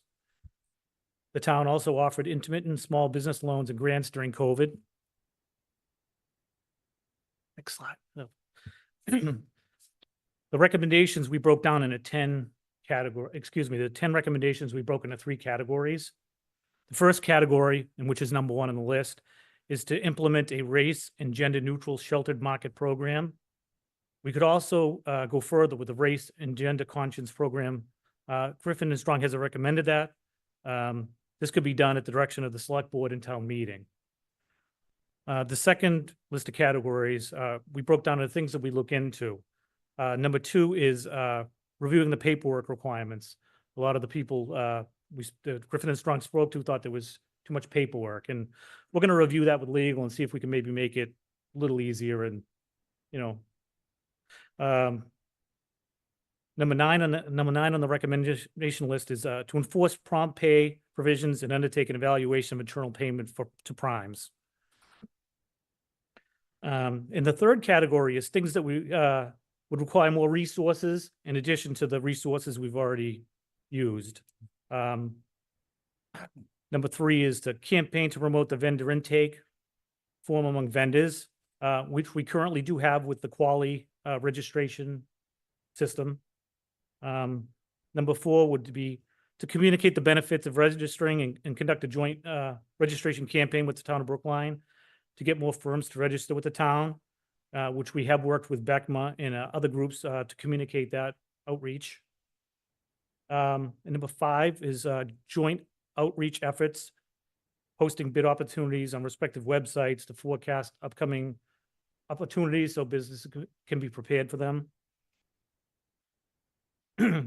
Number 6 was a robust contract compliance, to track and monitor supply diversity spend, forecasting, enhance outreach. 7 was to provide vendor education and supportive services, which we don't have the resources for at this point. 8 was to streamline bidding process and enhance communications. And last but not least, number 10 was data reform, which we could look into some type of purchasing contract management system. And that is the end of the recommendations.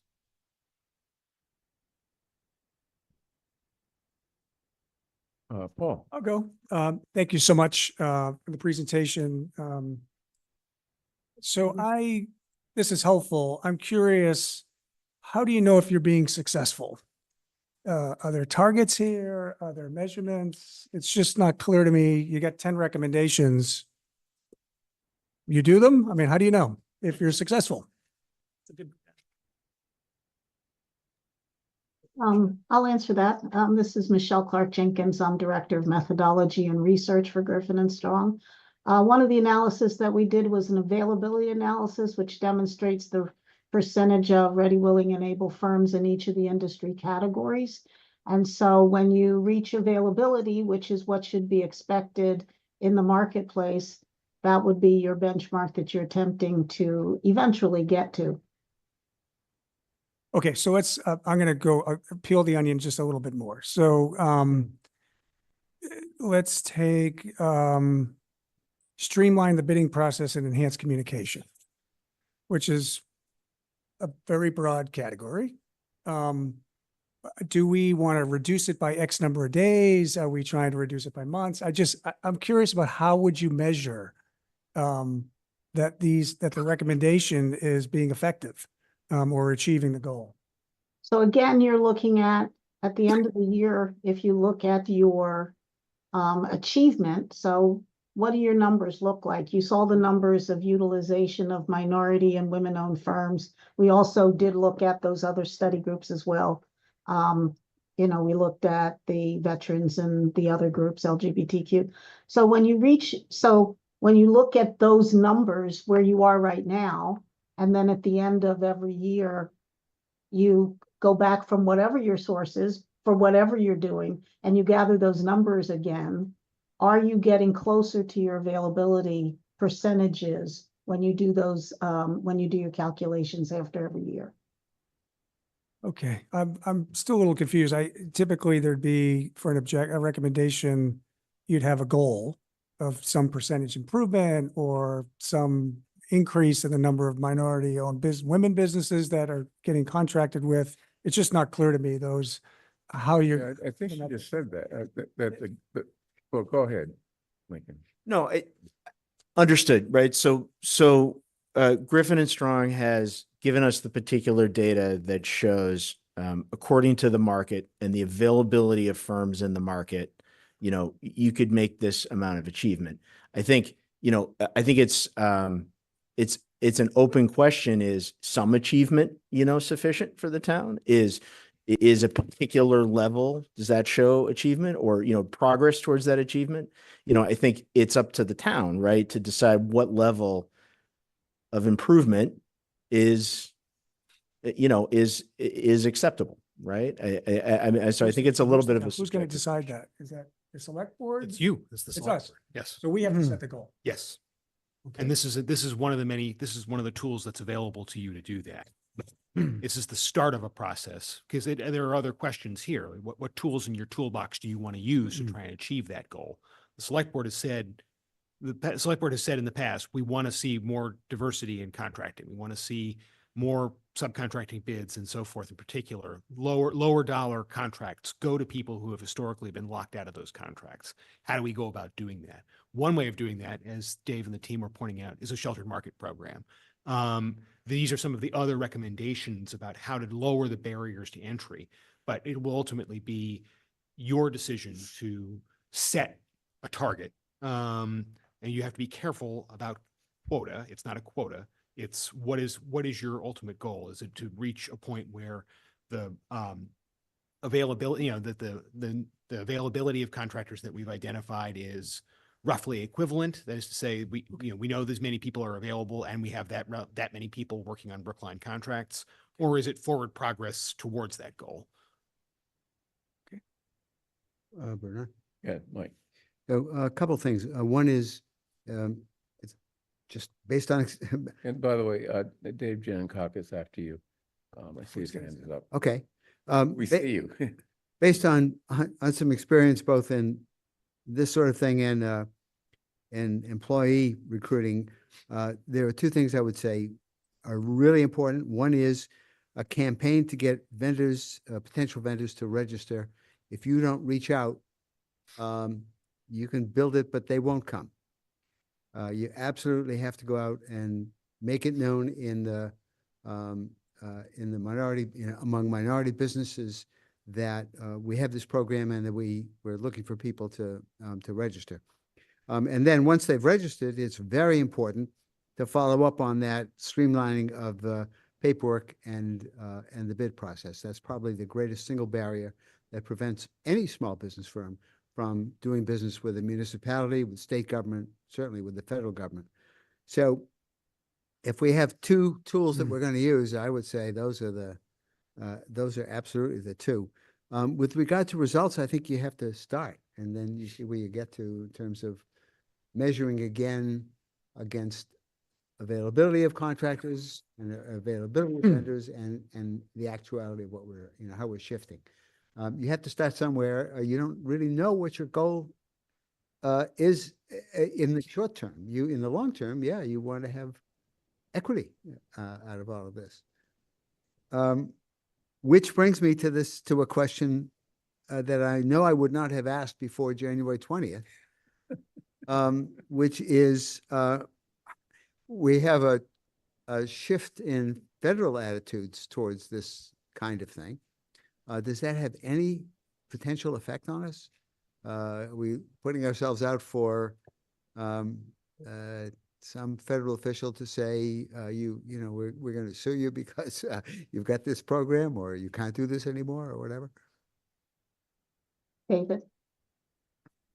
Sure. Good evening. Thank you. David Maher. I'm with the legal division here at Griffin and Strong. The answer is in essence, yes and no, right? What we have is not just a change of administration, but leading or reaching back to the Students for Fair Admissions versus Harvard case that the Supreme Court issued in summer of 2023, signaling some antipathy towards these kinds of programs. But it's important to recognize the difference between what we call diversity programs, like what the Harvard case involved, and anti-discrimination cases, which is more of the J.A. Croson versus the City of Richmond, which is a 1989 United States Supreme Court case, which talked about specifically disparity studies in demonstrating either present discrimination or the present effects of past discrimination. So these are different lines of cases. And if you read the Students for Fair Admissions case, you will see the court distinguishes between those two different lines of cases. So although it was affecting diversity efforts in higher education, some folks have kind of used that as a way to get after the anti-discrimination cases. But the current case law still is very strongly supportive of these kinds of programs. Okay. Let's see what Dave Giannakakis wanted to say. Thank you. We did both do the bid and award the contract in light of the Harvard case, knowing, that it was a potential risk sometime in the future. but we felt that the benefits far outweighed because it isn't just, it's the idea that we can go out to the marketplace and encourage companies. For the years that I was involved in this, we had partners like BECMA, the various unions in the Boston area who are all very, very interested in getting their members, many of which are minorities and in the different disadvantaged categories, to participate. And to Mr. Sandman's point, yes, it is difficult. And I have said this repeatedly in front of fairly big audiences over the last few years to do business with all levels of government. That may get up to the state.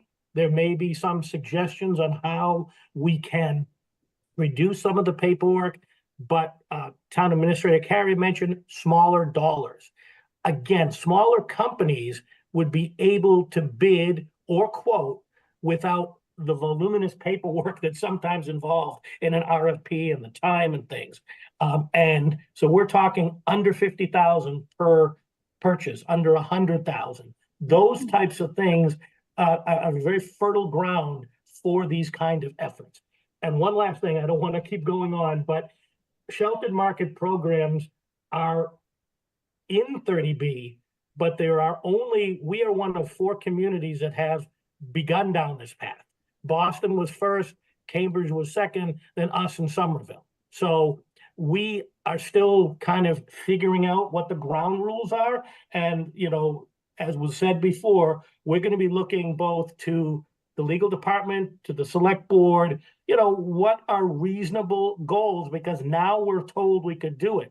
Under existing state law, cities and towns can't set aside procurements. We can't set that would be something that we could have a protest or a legal challenge. So this is step number 1. It's not the last step. We've made some other steps before it, but this was an important step. I think I've been saying this to people for a little while, that once we figured out that we could do a sheltered market program, now we would have to implement that, which is going to be a decent amount of work because there's nobody else that we can say, other than Boston, who did it in some limited ways. So that's why we will work with other communities, including Somerville and Cambridge, just to see how this all works out. Thank you. David.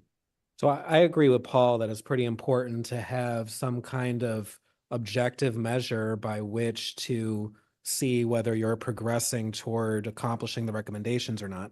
So do I understand you correctly that we're going to have a further meeting to establish what those measures would be to determine whether we're making progress? I think we're going to continue to follow up on this, both the sheltered market concept and the additional recommendations to come to you and give you, the general request was, can we be more diverse in our contracting? We're going to bring recommendations to you, including measures of metrics of success based on that. Here's what we think we can do.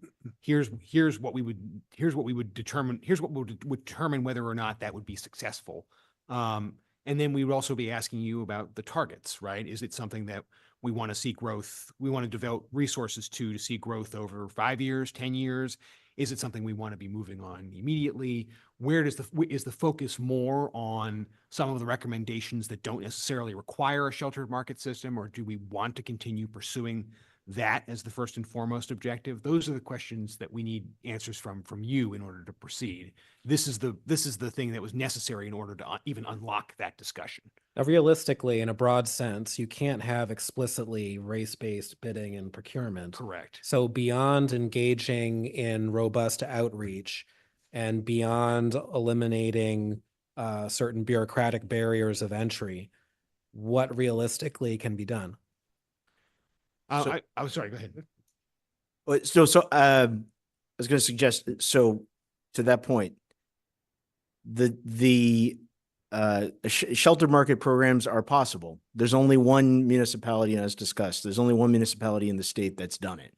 So what are the broad parameters of what that program could be in terms of seeking to send business to minority and women-owned businesses?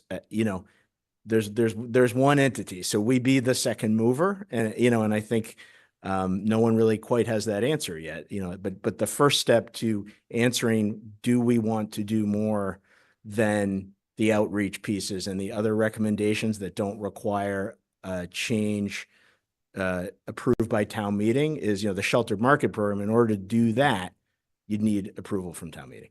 And there I would just say where the law has left it, as my understanding after the Supreme Court decision in 23 is, right, you can't use race as a proxy for being a disadvantaged body.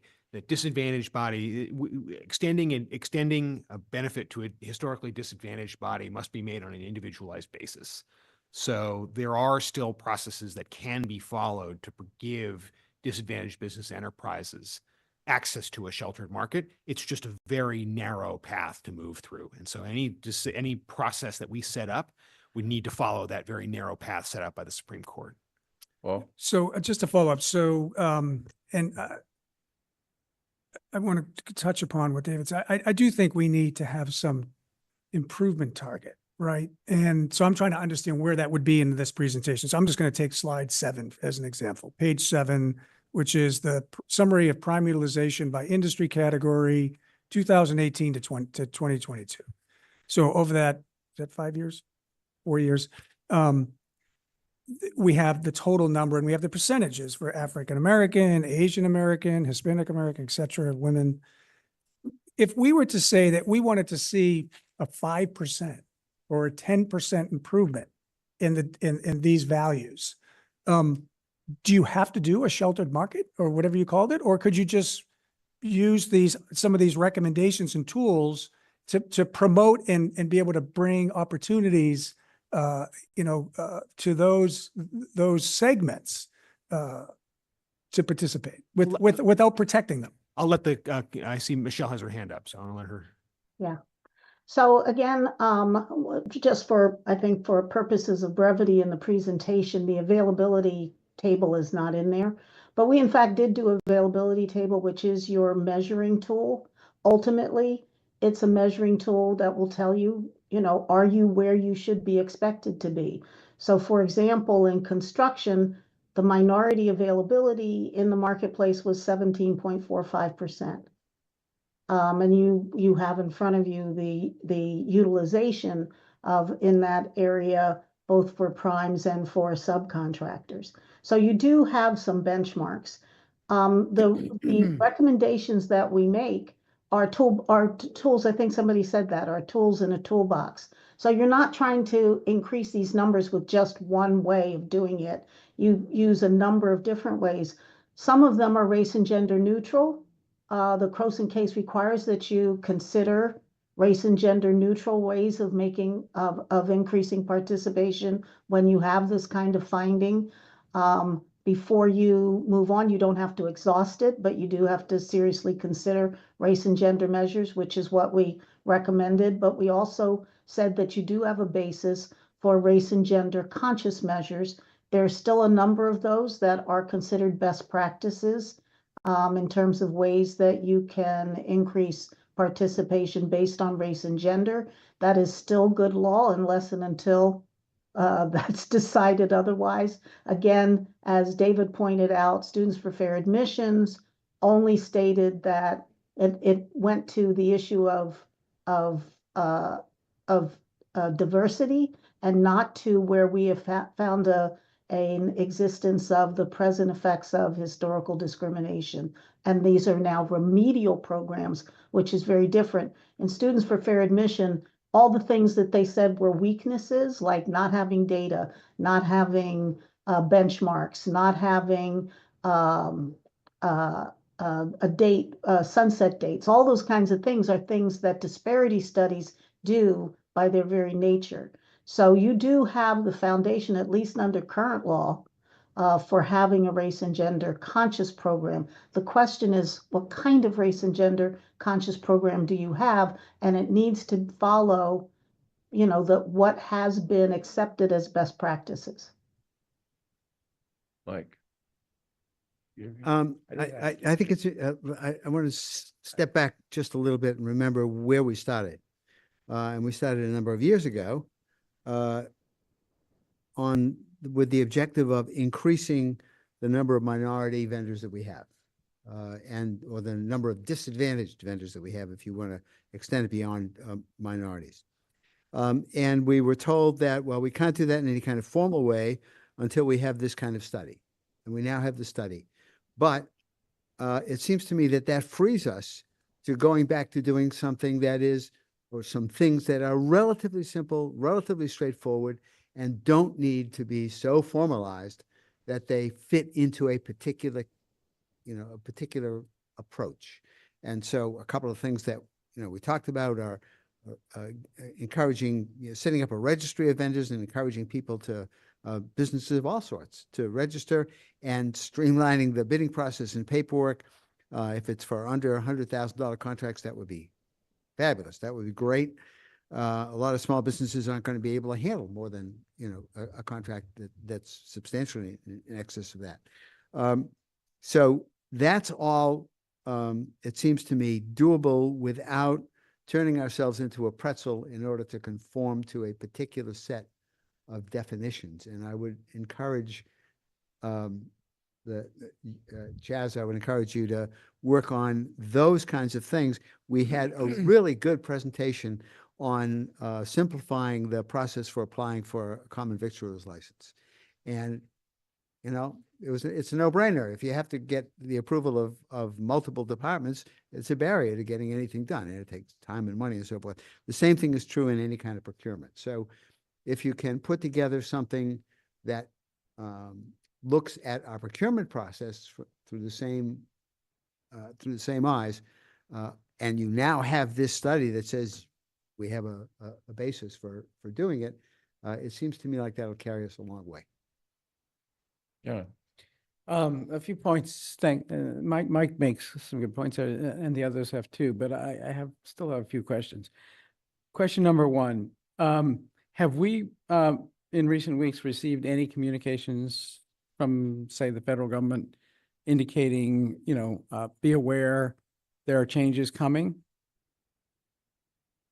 in terms of anything you do that is race-based, that disadvantages, particular groups like white people?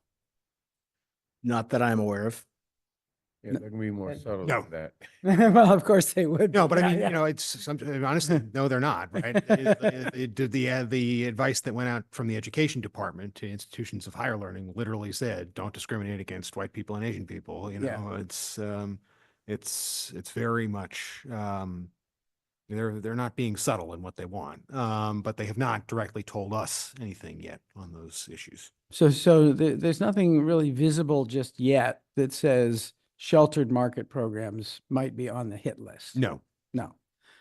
But that sounds like it might be consistent with kind of the direction they're taking, in other instances. It's a very real risk. Yes. A very real risk. Okay. So next question: has any of the work we've done so far towards this been supported with grants, in particular federal grants? Yes. And federal? Yes. Yes. Are we planning on continuing to get federal grant money in order to sustain this? Not at the moment. No.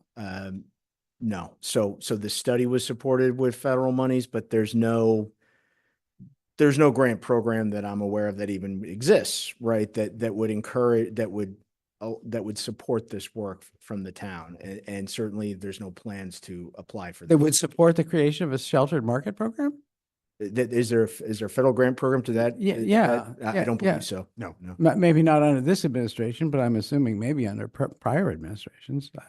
Not to my knowledge. No? The Griffin and Strong folks can confirm or deny that, but I'd be very surprised if it exists. But I'll finish by just pointing out something for people. I'm assuming when I heard it said that there is just one sheltered market program currently in Massachusetts, and I'm assuming that's Boston? Correct. Yeah. So good for Boston. They have a website for their sheltered market program. And I must say it does a very good job in not too many words explaining what a sheltered market program is.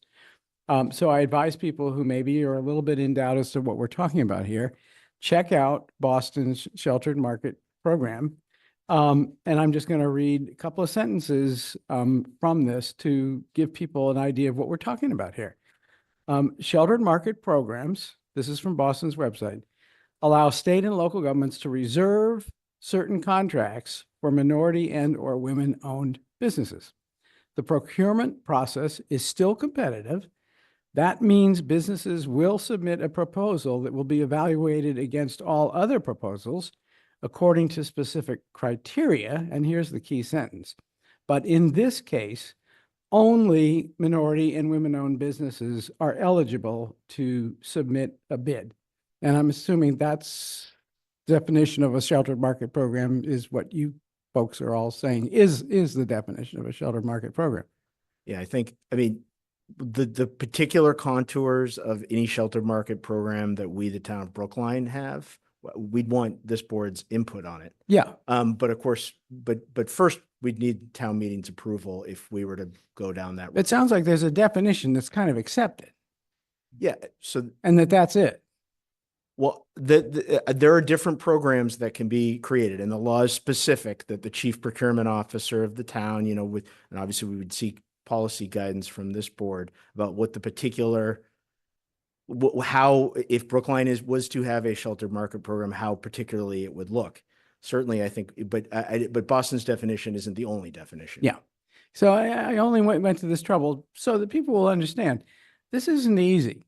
You know, to get to the point where you can have a legally secure program that explicitly says, sorry, people who aren't minority or women, your businesses are not eligible to bid for this contract. That's kind of where we want to be if we want to have a sheltered market program. We got to be sure that we create the legal premise and the factual premise, and that's what this presentation's been all about, right?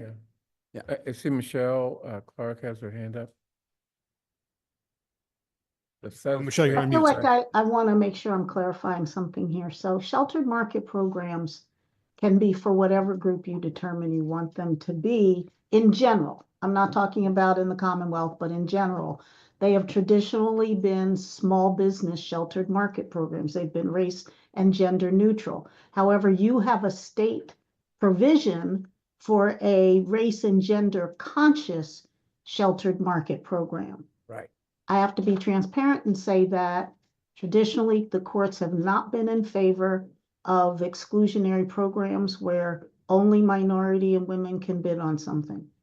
However, you are operating under a state law where if you had a program like that, your defense to that program would be that this is what was permitted under state law, and you kind of kick that up to the state in order to defend that, you know, and say, listen, you know, this is what the state allowed us to do. So one of the things that we had recommended is whether there was an option to go to the Commonwealth and request even a race and gender conscious. We think you'd be in any environment, by the way, not just this environment, but for decades, the courts have not been in favor of those kinds of what they call set-asides for minority and women-owned firms. But the state put it in place. Clearly, it hasn't been challenged in all of those, however long that's been in place. And Boston has a program that clearly, at least as of yet, has not been challenged. And the state enabling law is Chapter 30B? Yes. Yeah, okay. Section 18. And it only allows for, it's not that there aren't other kinds of sheltered market programs, it's that your state law only enables a race and gender-based sheltered market program. Without, I guess, you getting some dispensation from them. Chaz? And I was just going to add to that. Yeah, right. To add on to Lincoln's point. The structure of this can actually be fairly varied. Right? For example, when I worked in New York City, when I worked for the Health Hospitals Corporation, one of their big goals was to have every contract have a provision in it that said, if you are subcontracting this work, 30% of those contracts must go to disadvantaged business enterprises. And that was a condition of the procurement.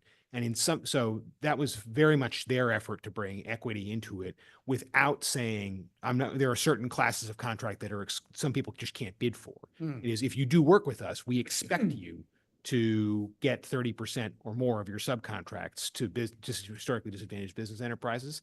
And if you can't, this was the thing that we worked on, we put teeth behind it. We said, you got to report on this on an annual basis. And if you don't get to there, you have to explain why. The other things you can do is, as part of your procurement, you can say, for example, preference will be given, weight will be given to, applicants who commit to a work plan for historically disadvantaged business enterprises. Right now, we say, as part of our procurements, we strongly encourage you to do that. We want you to, to look for historically excluded groups and include them as part of the subcontracting process. But we can, a sheltered market program may be something that does that, for example. It says we can give weight to bids that are, again, we're not saying you can't apply if you don't belong to a certain group, but if you are willing to be, commit to a program of bringing disadvantaged business enterprises into the project, and then we can weight that more favorably when we open and make a procurement decision.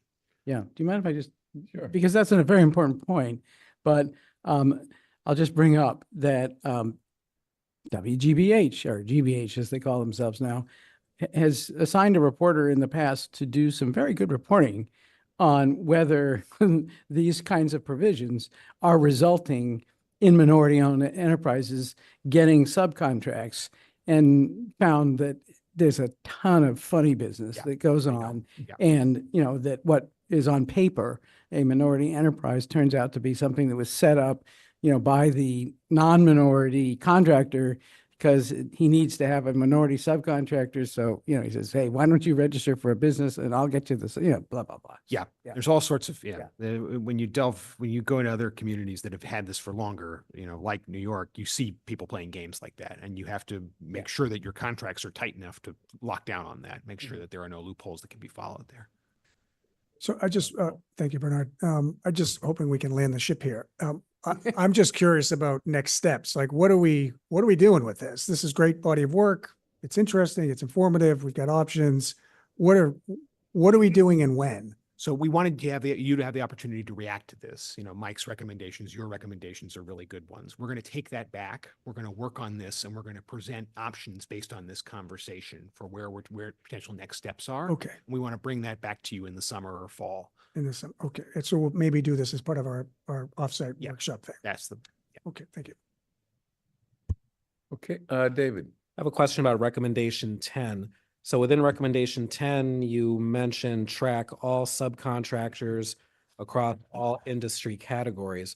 I'm wondering how realistic that is. So to what degree of subcontracting? So would that include company A had this subpart of this larger part of company B that's part of company C? Doesn't that sometimes lead down a rabbit hole? David Giancakis has his hand up. Are you Thank responding you. to that question? Yeah, real quick. We've investigated actually with Somerville if contract management systems, which are separate from our finance system, could do that, and they can. But as I believe Mr. Seville mentioned, it's a resource thing. They're not inexpensive. They would need interfaces into our financial system. It would be training in the building department, engineering department, the procurement department. So it would be a change in the way we sort of take that data and actually breaking it down to the kind of details that that you mentioned. So it's possible, but it's a question, how much do you want to invest, and what will be the ultimate whole end outcome? Thank you. If I could just build a little bit on what Dave is saying. Absolutely. We could do that with no change, from town meeting or from this board. The question is, I think it's something, if we as a town, if the board directs us to pursue that recommendation, it's something that we want to seek additional monies in the fiscal year 2027 budget to do. So just as a little, piece of example, we have more than 52,000 vendors in our accounting system in Munis. So, and, you know, there's a field there, you know, we need a software add-on to use it. And then it would take, you know, a lot of work to, if we were to, for example, code, you know, all of our active vendors as to whether or not they are minority or women-owned businesses. So it's a question of resources. Okay, I see Michelle's hands up.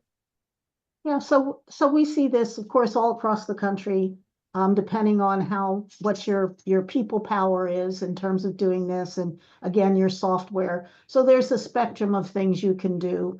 And again, just as somebody mentioned, you know, subcontracting as a race and gender conscious tool tends to be kind of the standard one that people use, which is, you know, looking at a contract by contract basis and doing subcontracting.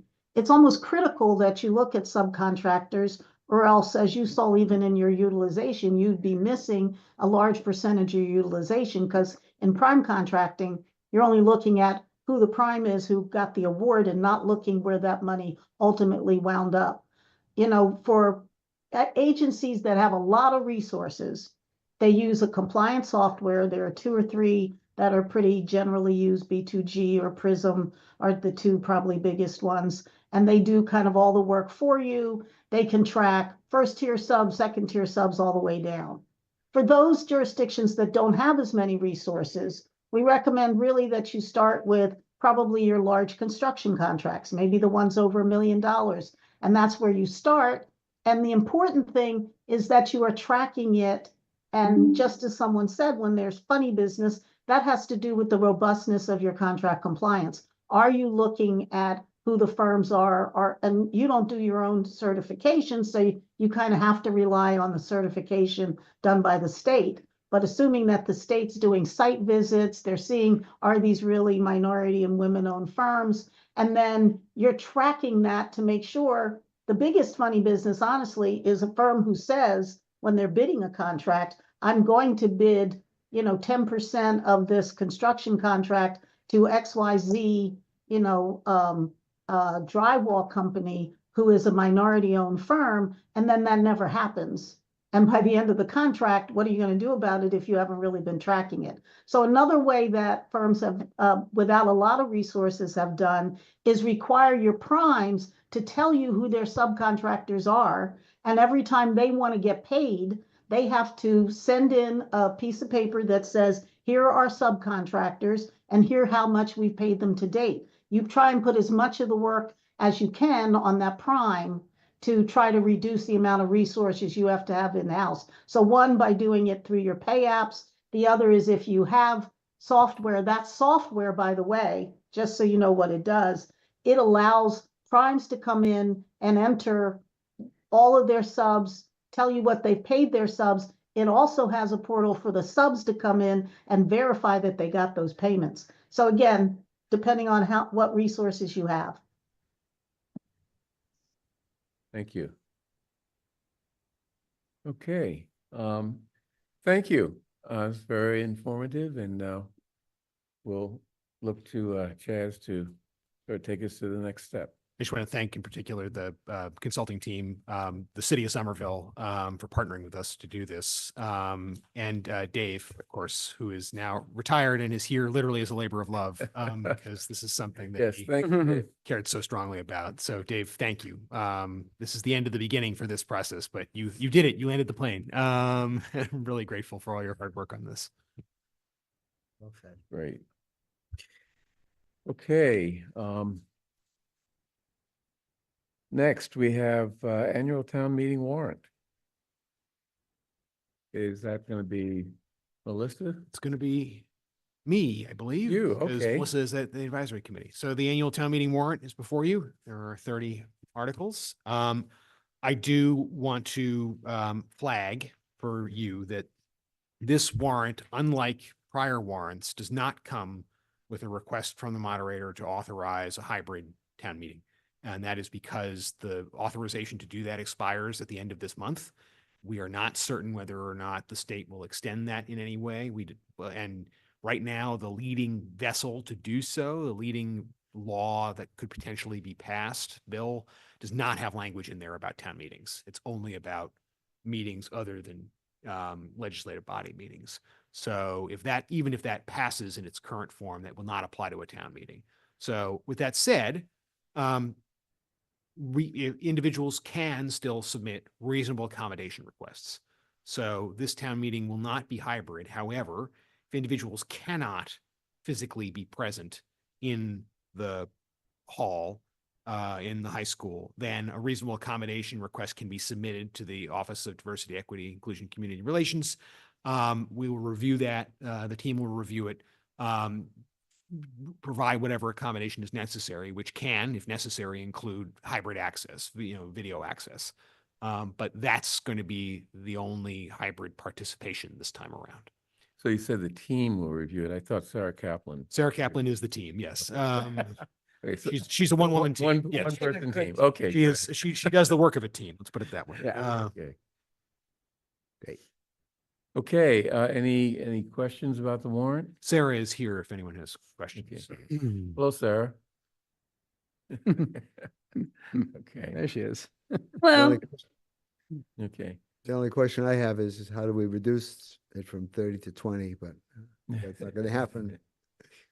David. I do have a question on reasonable accommodation. Are we defining that as in the legal term? Yes. Yes. Okay. Yes. So that means if somebody's out of town, that's not a reasonable accommodation. No.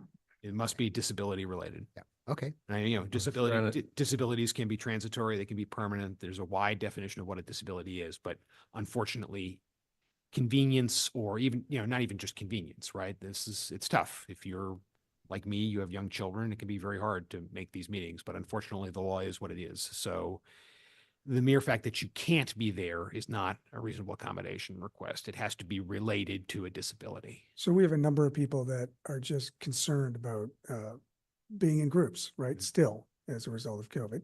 Is that a reasonable accommodation? They're concerned about So if you have a disability that, like an autoimmune disorder, and you can provide us with, demonstrate your need, then we can provide you as an individual with a reasonable accommodation.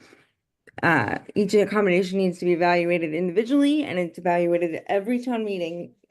Just because you got one in the last town meeting doesn't mean you will get one at this town meeting. Anxiety is probably not Right. a disability. Anxiety is a disability. Yeah, It is. yes. Okay. But you have to be diagnosed with anxiety. Right. You'd have to be, okay. So you have to see your local psychiatrist to do that. Okay. And someone who does not qualify for a Somebody with a temporary Very disability, for example, COVID in and of itself is not considered a disability unless you have long COVID. And long COVID would need to last more than 6 months. We're going to see a drop off. Yes, we Well, are. Yeah, I mean, typically we had maybe between 90 and 95% of people came and 10 to 10% didn't. We'll revert to that. So if you're not I in the room, but you're a town meeting member, you can tune in from wherever. You just can't vote. Is that it? Yep. Yeah. Okay. David. But that's not going to be the case for executive branch committees. I just remember in my school committee days pre-COVID, if a school committee member happened to be on a trip, that member would telephone in, and as long as there was a quorum present physically in the room, that was okay. Yes. Yeah. So- That's, I'm sorry. Go ahead, Sarah. We have a remote access policy, which we will revert to. So that person can request remote access, but they may not count as part of the quorum. And the only open meeting law that I'm aware of that changed during COVID was the Commission on Disability can now be entirely remote in perpetuity. So people who want to participate remotely, even in town meeting, they could, as long as we know that we'll have a quorum in person? Not town meeting. Town meeting is a different beast. All right. Executive body meetings, yes. So the select board, if there are 3 members of the select board present, 2 can be remote. But they have to be physically present in the room. So as advisory, you have to have at least 16 members present in the room in order for there to constituted a quorum. So for the select board, can the remote members vote? Yes. Okay, Yes, so- yes, but they cannot, as far as I'm aware, they don't count as part of the quorum. Right. That was always the case. And we Yeah. had, as David says, we had advisory committee meetings and somebody would be on the phone and that was fine. Yeah, select board too. If I can make an addition, Mr. Chair, Tiffany Oliva, Assistant Town Administrator for Operations. We did send out to boards, just because this is kind of coming up as a part of open meeting law, we did send out a notification to the chairs of boards and commissions and also staff liaisons to say, hey, this policy is coming to an end. And we're working with town council to see if any revisions need to be made in general to the remote meeting policy and also the checklist. So folks are aware, they're planning accordingly. Hopefully these things will change before the end of the month.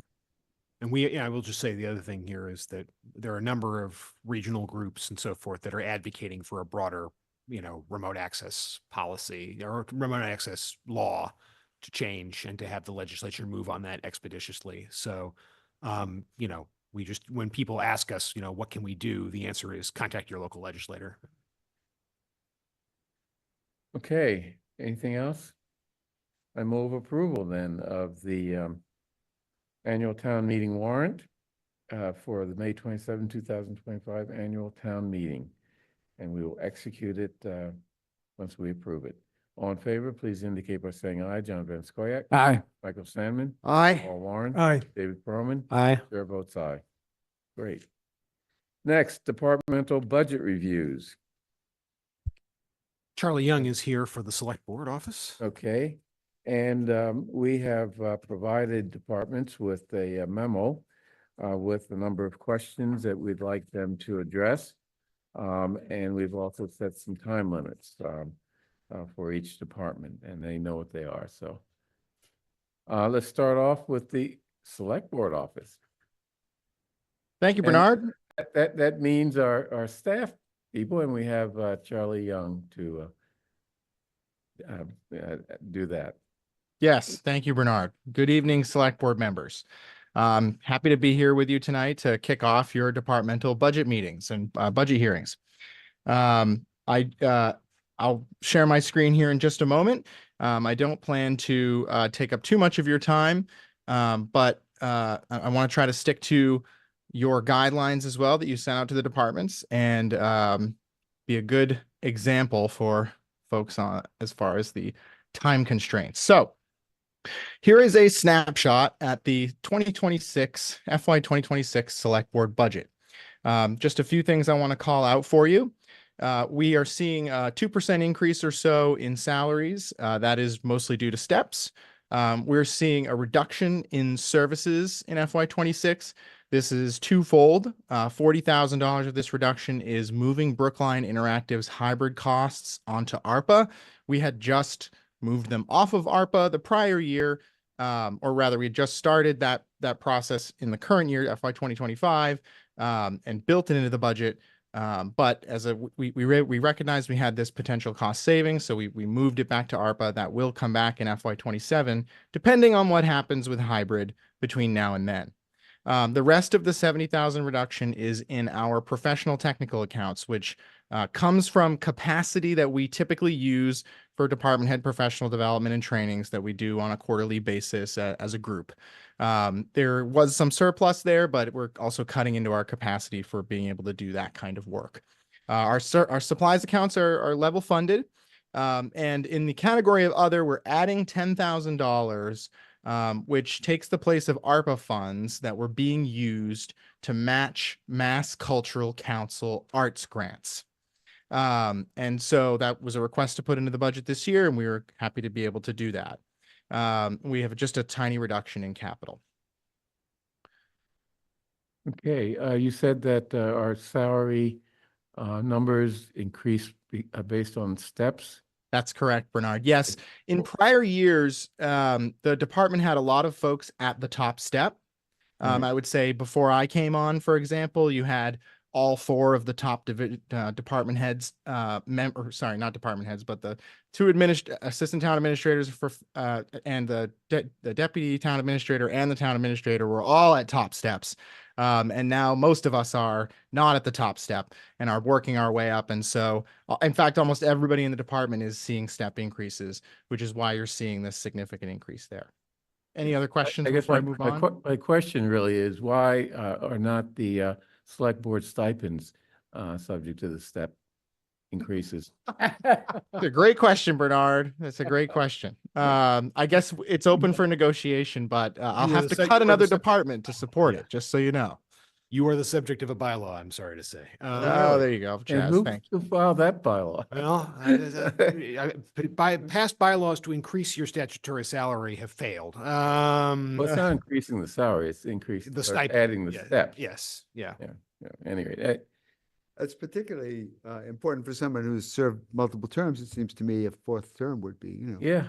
Well, I mean, it's really just principle. I mean, it's a matter of I- principle. We work very, very hard and, You do, yes. Yep. yeah, and apparently not everyone appreciates that, so. Well, so just 1 second, I just want to add that in total, it's a 4% decrease.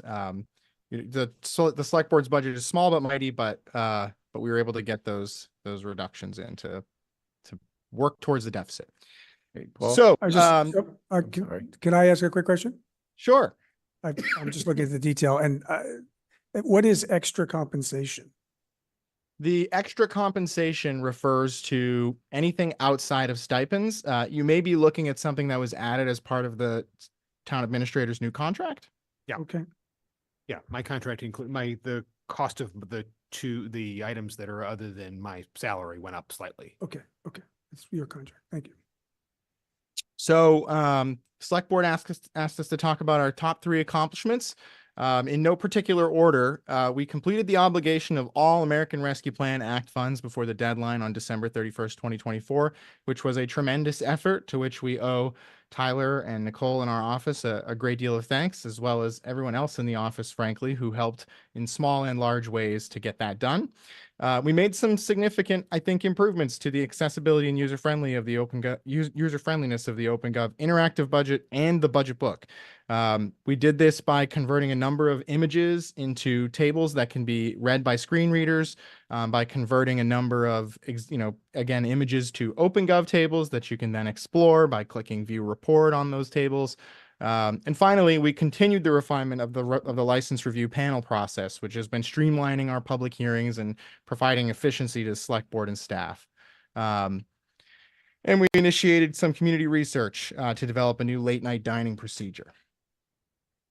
So the 3 FY25 goals we focused on, number 1, once again with licensing, we can thank Tiffany for a great deal of the work here. In fact, Tiffany Oliva and Tiffany Souza and Rochelle in our office.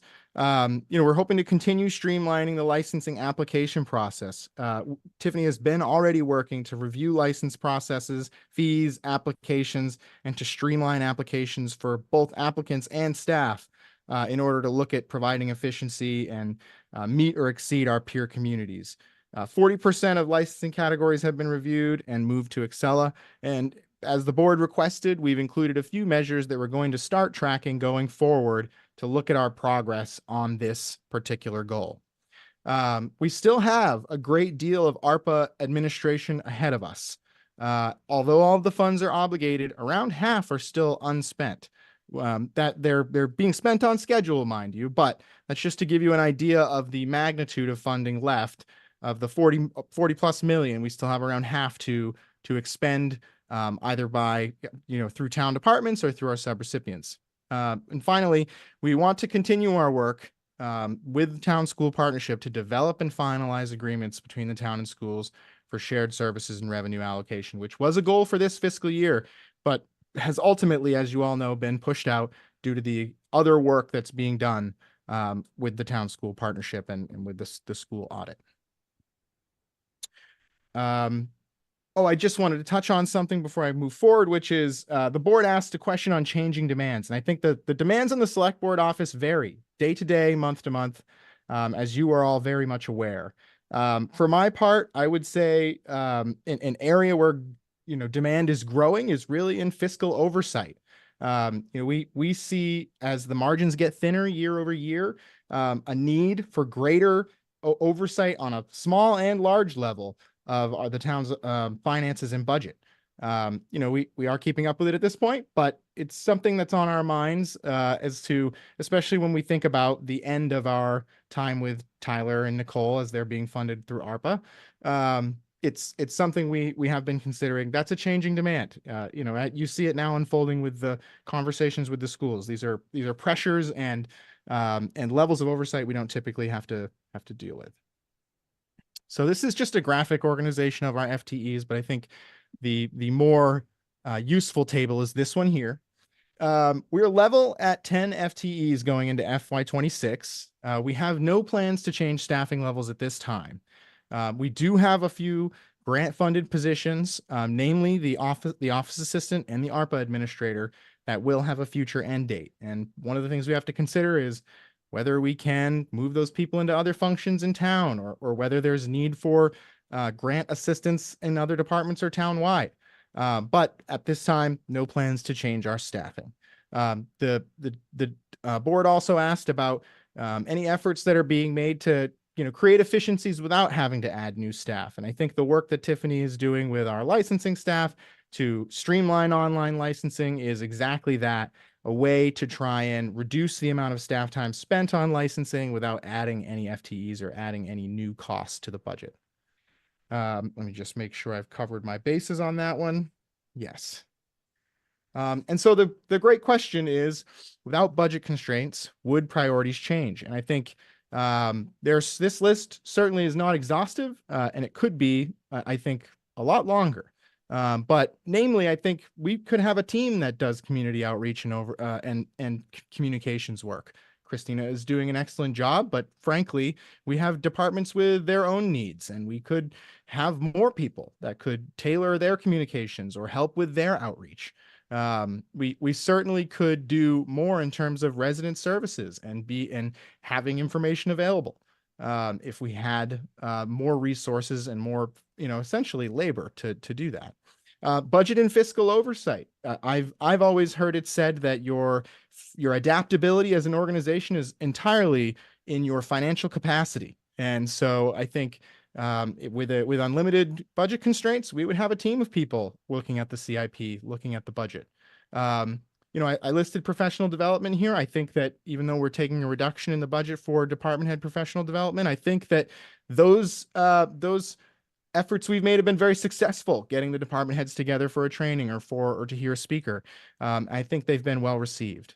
And so I think those are the areas that we would expand. I think in virtually every aspect of what the department does, we could do, a lot more work with more funding.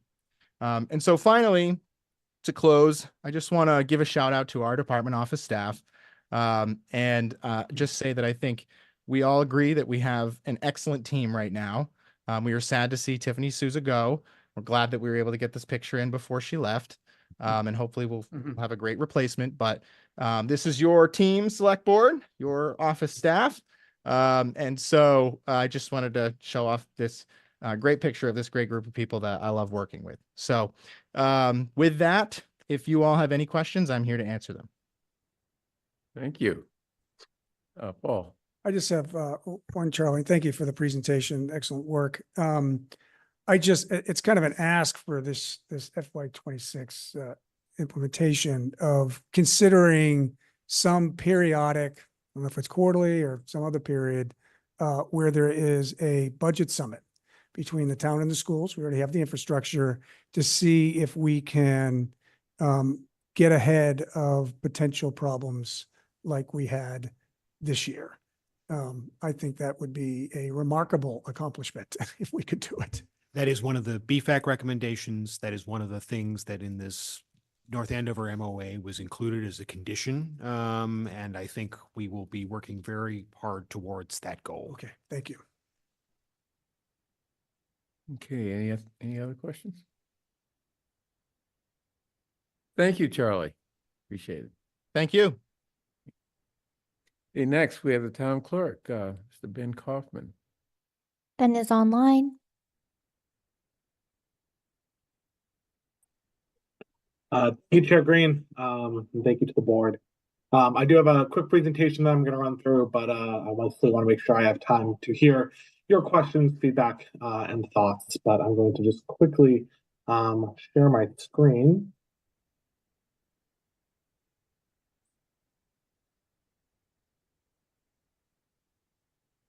So for the FY26 budget proposal for the town clerk's office, going over some of our accomplishments from the prior fiscal year from FY25.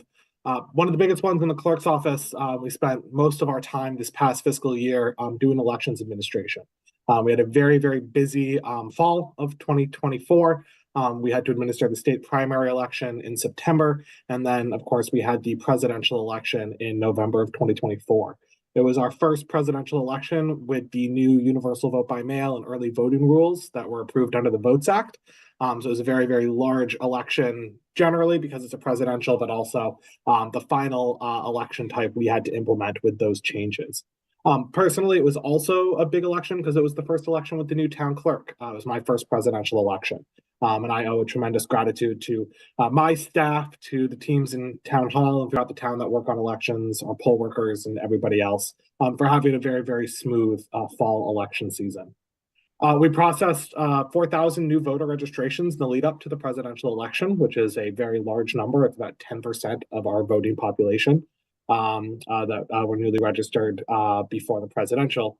We also recruited and trained 40 new poll workers in the lead up to our fall elections, including some new clerks and wardens, which makes us very excited for the future of our election administration, making sure we have a strong team going forward. Our election work is not done for FY25. We do have the May 2025 town election coming up on May 6th, which I know this board is going to be taking up the warrant for that at the end of the year. Sorry, at the end of the month. So it was a very busy election season for this year. We also did a lot of work on the community engagement front. We introduced a new I Voted sticker in the fall that was designed by a local artist, Caroline Barnes. It was very well received, sparked a lot of awareness for our election, a lot of conversation. It was actually featured in several local news outlets. And we're going to be building on that with a new I Voted sticker design competition. It's currently underway. It's open for all K-8 students in Brookline, those who are going to Brookline schools, who live in Brookline but go to school elsewhere or are homeschooled, as well as those who might not live in Brookline but attend school in Brookline are all invited to submit designs for those I Voted stickers. The deadline for that is this Friday. So if anybody has any K-8 students in their lives, encourage them to show their artistic talent and participate in that I Voted sticker design contest. We also had some successful community engagement tables throughout town at the farmers market, at Brookline Day, and other town events. And those were very successful in terms of registering voters, recruiting poll workers, and otherwise sharing information about the town clerk's office. It's been very nice to be able to be out and meet people where they are to make sure they're involved in our local government. This fiscal year will complete our bylaws codification project. This has been a long ongoing project that I first started when I became the clerk. It was one of my priorities when I ran for town clerk to make our bylaws up to date. We completed the town clerk review of those bylaws in January, and we received back from our vendor a warrant article that will need to go before town meeting in order for the town to adopt our new code. The bylaw update not only took our bylaw and made it into a more accessible format, but we actually went in depth and read through every section, really every word of the bylaw to identify mistakes, to identify issues, make corrections, so that our bylaws are not only accessible, but also accurate. That was a very, very long project, certainly longer than I wanted it to be, but we are now approaching that end. So currently that adoption article is being reviewed by municipal departments so that we can get their feedback on any section that is being changed that impacts their department, make sure they do not have any flags for us before we send it before the entirety of town meeting for a final adoption vote. But we'll be very excited to have that bylaws codification concluded. And a final accomplishment that we have not done yet this year, but we will be doing coming up in the spring is a return to in-person town meeting. We expect the 2025 annual town meeting to be in person, so we're doing a lot of coordination with the moderator, the IT department, Brookline Interactive Group, with Sarah, who's been a tremendous help on the reasonable accommodations to facilitate that return to in-person town meeting. And that also requires training for my staff and the folks who help us out with town meeting. Many of them were not here pre-COVID, so they don't have a great experience of running an in-person town meeting. Some of them were here when we had that semi-in-person town meeting a couple years ago, but making sure everybody's up to speed on the correct procedures for those in-person town meetings that we're going to have coming up in May. Looking ahead to FY26, we're looking to take advantage of it being a quiet year on the elections front. We only have one election next year, so it's an opportunity for us to do some of the internal work that the clerk's office needs done. One of those is beginning our ARPA-funded digitization project, which will scan and digitize the index in the town clerk vault so that we can better access information related to vital records. We're going to work on organizing and some of the improperly stored and old records that we have, both in the clerk's office as well as on sites throughout the town, to get a better grasp on what those projects look like, what their needs might be, and begin the work of organizing those records. We're looking to reestablish and streamline procedures for interdepartmental coordination, which will also dovetail well with the select board's priority on business access, increasing the ease for businesses to start in Brookline. Some of these tasks that the clerk's office handles, such as grants of location, flammables, DBA licenses, ZBA decisions, we're working on having a better process so that the information is better shared internally with other departments, and so that we have a better job accessing them for members of the public and for business owners who are trying to do business in Brookline. And we want to continue to implement our robust community relations program. We've seen a lot of success for it, especially engaging people who we've not normally been able to engage with, reaching out to groups like students, seniors, people who might be in housing authority buildings, to better engage with people about the opportunities available for them to be engaged with Brookline's government, with Brookline's elections and democracy, and we want to continue to do that kind of work. Of course, we do have one election in FY26, the annual town election. It's always a little bit confusing because we talk about elections usually in calendar years, but actually for fiscal years, the FY26 election is the May 2026 election. So not the one we have coming up, but the one the year after it. We're also going to take advantage of this being an off election year by assessing some of our election procedures and needs. This includes reviewing and retiring some of our old elections equipment. We have a lot of stanchions, a lot of supply bins that we use to bring materials to polling locations, as well as the voting booths themselves that voters go into to fill out their ballots that are old. And a lot of them are broken, have developed holes, and some places we're actually cannibalizing parts from old equipment to repair the equipment that we have left. So taking a look at that and making sure we retire the items that no longer can be used and replace the ones that need to be replaced. We're also looking to review poll worker recruitment and training. This includes especially a pipeline for leadership roles within our polling locations. As we have poll workers who are getting ready to retire, who are ready to step down, especially from the warden and clerk positions that really oversee our polling locations, we want to make sure we have a pipeline set up for what that next generation of poll worker is going to look like, so they can have the training they need, so they feel comfortable, so we can continue to run safe and fair elections in Brookline. And finally, we're looking to stabilize our election costs and forecasting to better anticipate the overages and ensure that we have our costs in line with some of the new demands under the Votes Act. With those changes, we've seen increased demand for vote by mail, increased demand for early voting. 1 minute. We've been going up and down trying to figure out exactly what that number looks like. And it's something that Melissa and Charlie have been a tremendous help on, and we want to make sure we have the most accurate election cost forecasting that we can going forward. Looking at the FY26 budget for the clerk's office, it's a fairly simple explanation for the budget. We have a large decrease in costs, and that is because we have fewer elections this year.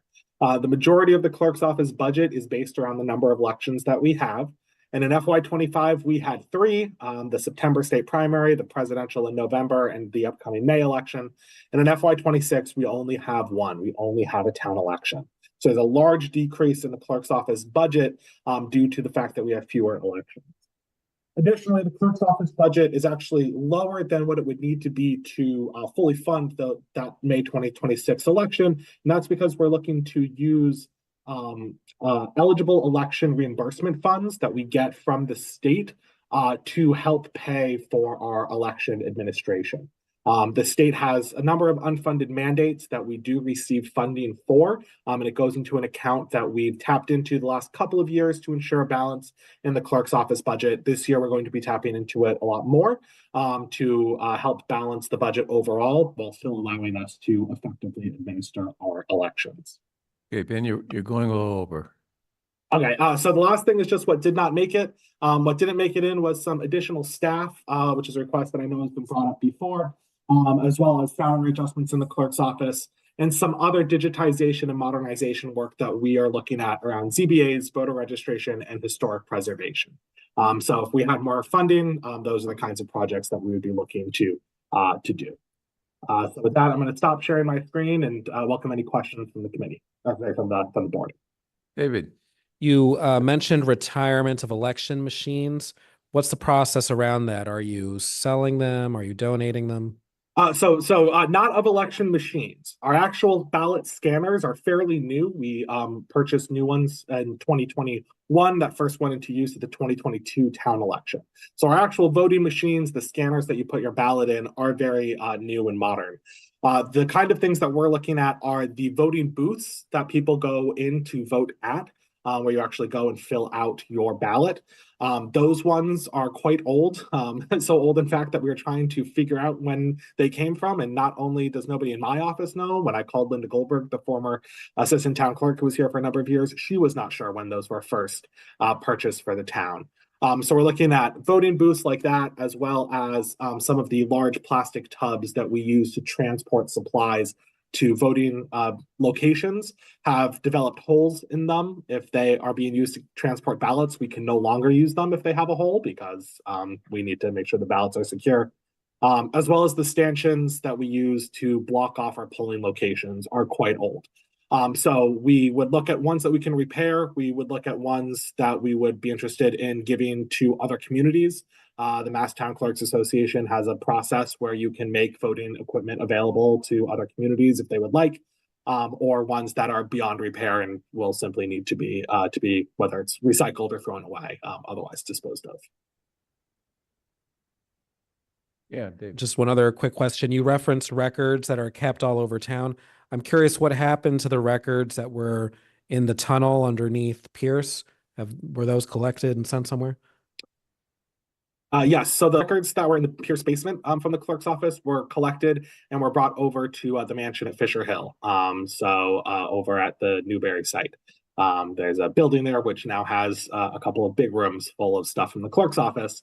And it's stuff that really needs to be gone through, partially because we don't actually know what all of those records are. What we do know is a lot of those records are very moldy or have been water damaged, and we need to get a good assessment of what the needs are to restore and save the records that need to be saved, as well as the records that we want to save, and determining what is beyond saving is going to need to be disposed of. Oh. Yep. Thanks, Ben. Appreciate all your work and your staff, which is always very friendly and pleasant to see when I come into the clerk's office. I had a quick question. This time of year, usually leading up to this time of year, you get inundated with requests for voter lists. Voter lists, those that vote absentee, those that registered, stuff like that. Can you just describe what the process is for you to fulfill those requests? And is it your staff that does that, or is it other individuals? It'd be really helpful to understand that. Sure. So there's a couple of different processes we have to go through depending on which kind of list you are looking for. The three most common lists, one of them is just the standard voter list, or any specific list asking for a specific election's voter turnout. Those are all stored on the state's voter registration information system, and we can request those extracts from the state in order to generate those lists. So if you reach out looking for that list, it does take some time. We have to get the request out to the state. They have to review it and approve it, run the extract, and then send it back to us. What we tend to do is we tend to do a bulk of those in January or February before a town election, so that we have a voter list. Even if it's not the most up-to-date, it is pretty much there for what you're looking for. If somebody's looking to do a campaign mailing in March, for example, the voter list that we pulled in mid-February will be helpful for them. A second list that people frequently ask for is the frequent voter list. There's actually 4 of those for which type of election you are looking at. So there's the frequent town, frequent state primary, and frequent presidential primary voter list. And that is a list which is all of the lists that we extract from the state. When we do these big polls, we send them to our IT team. They run them through a program that they have set up in the switchboard that allows us to pull specific lists by election. So we will have a list that will have anybody who voted in the most recent town elections, usually going back 5 or 6 years, as well as recent state elections, state primaries, and presidential primaries. And you have the a system third for list is what we call the EV20, which is the early voting list, which many campaigns are interested in. And this is the list of any voter who's requested and then received and then submitted a vote by mail ballot. Those we can pull ad hoc. It does take some time just to get the extracts out of the state, but not as long as we don't have to wait for the state as long as some of the other voting lists. What we tend to do with those is we pull them once a week during the heat of the election, anticipating that people need them. For any voting list, the process to request them is quite simple. You must make the request in writing. You cannot make it by phone or at the front counter. And the easiest way to do that is to send an email either to the town clerk at brooklinema.gov email address or to the clerk directly at my email address, so that we can compile those lists and send them to you. And sometimes it is just depending on where we are in the process. If we happen to have requested that list for somebody else the day before, you might get your list very quickly, versus if it's a new or somewhat unique request, it might take us some time to get that together. Oh, okay. Okay. Ben, I was over at Fisher Hill the other day, and going around the West Hall where you store some of your documents. I was a little concerned about the fact that, it's an old building, and didn't seem like there's any measures taken to protect against water, fire, or other risk over there. It may be remote, but I think that the documents are very, very important to our town. Do you have any plans to address that with a short term, or do you see that as not a problem?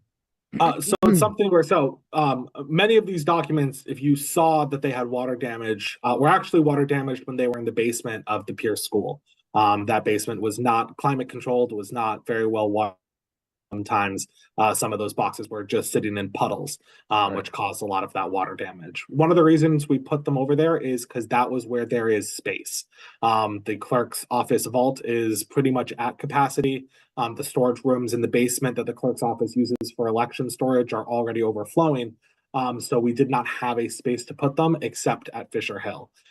In terms of the precautions that are taken there around fire or water, I would defer to Charlie Simmons or to Dan Bennett from the building department, who know much more about that than I do.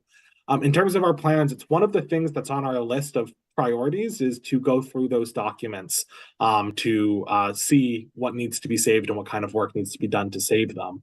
Unfortunately, that is a tremendous amount of staff time that we need to be dedicated to doing that, to going through all of those boxes, and specialized staff time. We can't really send a high school intern over there because they wouldn't understand sometimes what they're looking at. They don't have a great comprehension of the municipal retention schedule, or what actually hits that threshold of needing to be saved versus probably should be saved. As of right now, because we don't have sufficient staff, it is a project that's on my list, but not one that we're going to be able to do at an advanced rate without additional bodies. I ran into you the other day while you were preparing to do a wedding. How many weddings do you do per year? So actually, I was not doing that wedding. We had another justice of the peace who was there during the wedding. It fluctuates. I'll usually do probably between 50 and 60 a year for people who are coming to get married at town hall. We also have a number of other justices of the peace in Brookline who will do weddings. So sometimes you'll see me doing them. Sometimes you'll see one of those JPs doing it. But it's a nice service that we're able to provide to people who might not want to go through the whole rigmarole of planning a wedding. I say this as somebody who's getting married in August, and it is a rigmarole to be planning a wedding, to instead give them that opportunity to just come into town hall and do the marriage. We typically will actually do it in the select board hearing room just because it's a nicer backdrop with the seal and the flags than them coming into my office, which is piles of paper and less pleasant environment. Great. Okay, John. Mr. Town Clerk, will you get married in the town clerk's office or at Brookline Town Hall? I will not be getting married in the Brookline Town Clerk's office, but I do plan on getting married in a Brookline Municipal Park. So taking advantage of some of our excellent green spaces and making sure that we're showing to anybody who's coming into town how amazing Brookline is and why they should be. Congratulations, for those who are by the way. curious, I am not permitted to officiate my own wedding. So if anybody wants to get ordained, give me a call and see if we can get you that. Are select board members allowed to officiate? I'm sure you could get a one-day pass sorted out for it. Pardon me? You can, anybody can apply for a one that's day. right. That's Yeah, right. I've actually Still done that. can, It was, Cool. I married my daughter. That is, I officiated at the marriage of my daughter. Okay, anything else? Thank you, Ben. Thank you very much. Okay. Next, we have the Health and Human Services Department, and I see Sigal East is at the podium. Hi, good evening. I just want to say you're brave, very brave, and I really appreciate your sitting through 3 hours of meetings to get to this point instead of sitting at home and coming in by Zoom. Zoom is fine, but it's nice to see you. It's nice. I don't get to come here very often, so I thought I'd do it in person. Good to see And you. I always think it's interesting hearing what my colleagues in other departments are doing. So I try to kind of chime in or watch the videos every once in a while, but it's nice to see it live. Okay, so Sigal Reese, Director of Public Health and Human Services. Overall reflected numbers, you can see a slight increase really because of third year override funding coming online, as well as our first year integrating the opioid settlement agreement funds through the stabilization fund. I'll get into a lot of detail, but in summary, additional services include creating the Human Services Navigator position, increasing our work around substance use prevention, continuing the Health Champions program, and the Brookline Bounty program. What button did you say to push? All of them. Oh, Michael, he's got a sticker. Thank you. Get up here. I'm surprised I know my name. Never mind having to work technology. He's having second thoughts. Right? So I'm going to try to summarize a few key points here. One of our major accomplishments this year was completion of the 2-year ARPA funded community health assessment and community health improvement plan. I look forward to presenting it more in depth at future meetings, but just in summary, the community engagement process identified 4 priority areas to improve health in Brookline: financial security, access to social and health services, housing affordability, and mental and behavioral health. Under each priority, there are goals, objectives, and strategies and first-year action plans to really continue the collaboration across the community to implement the plan. The plan is built as a community plan, as it's in its title, with responsibilities and actions really spread across multiple agencies and organizations, as well as town departments. Health is shaped by the conditions which we live, learn, work, and play, what we call the social determinants of health. And the CHIP really incorporates a community-based approach to address these social determinants to improve health outcomes, with the department really acting as a facilitator to lead the collaborative efforts. And it will really be the focus of the department over the next 4 to 5 years.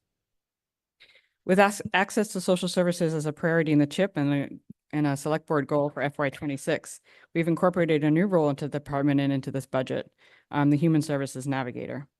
The position will work to connect residents with a wide variety of human services, including mental health, substance use, housing support, childcare, and food resources.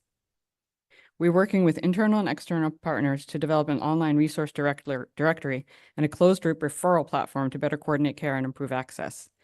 The human services landscape is difficult and complex to navigate, and our goal is, with the addition of this personnel and the platform, is to better connect residents to resources. The added benefit of the online platform is that it will help us collect data on usage, type of requests, and connections to services to really better evaluate our efforts. Additional work is around substance use prevention, includes using the Substance Abuse Mental Health Services Administration Strategic Prevention Framework to build our community coalition to prevent substance misuse, which is also one of the strategies outlined in the Opioid Abatement Settlement Agreement and is also included in the CHIP.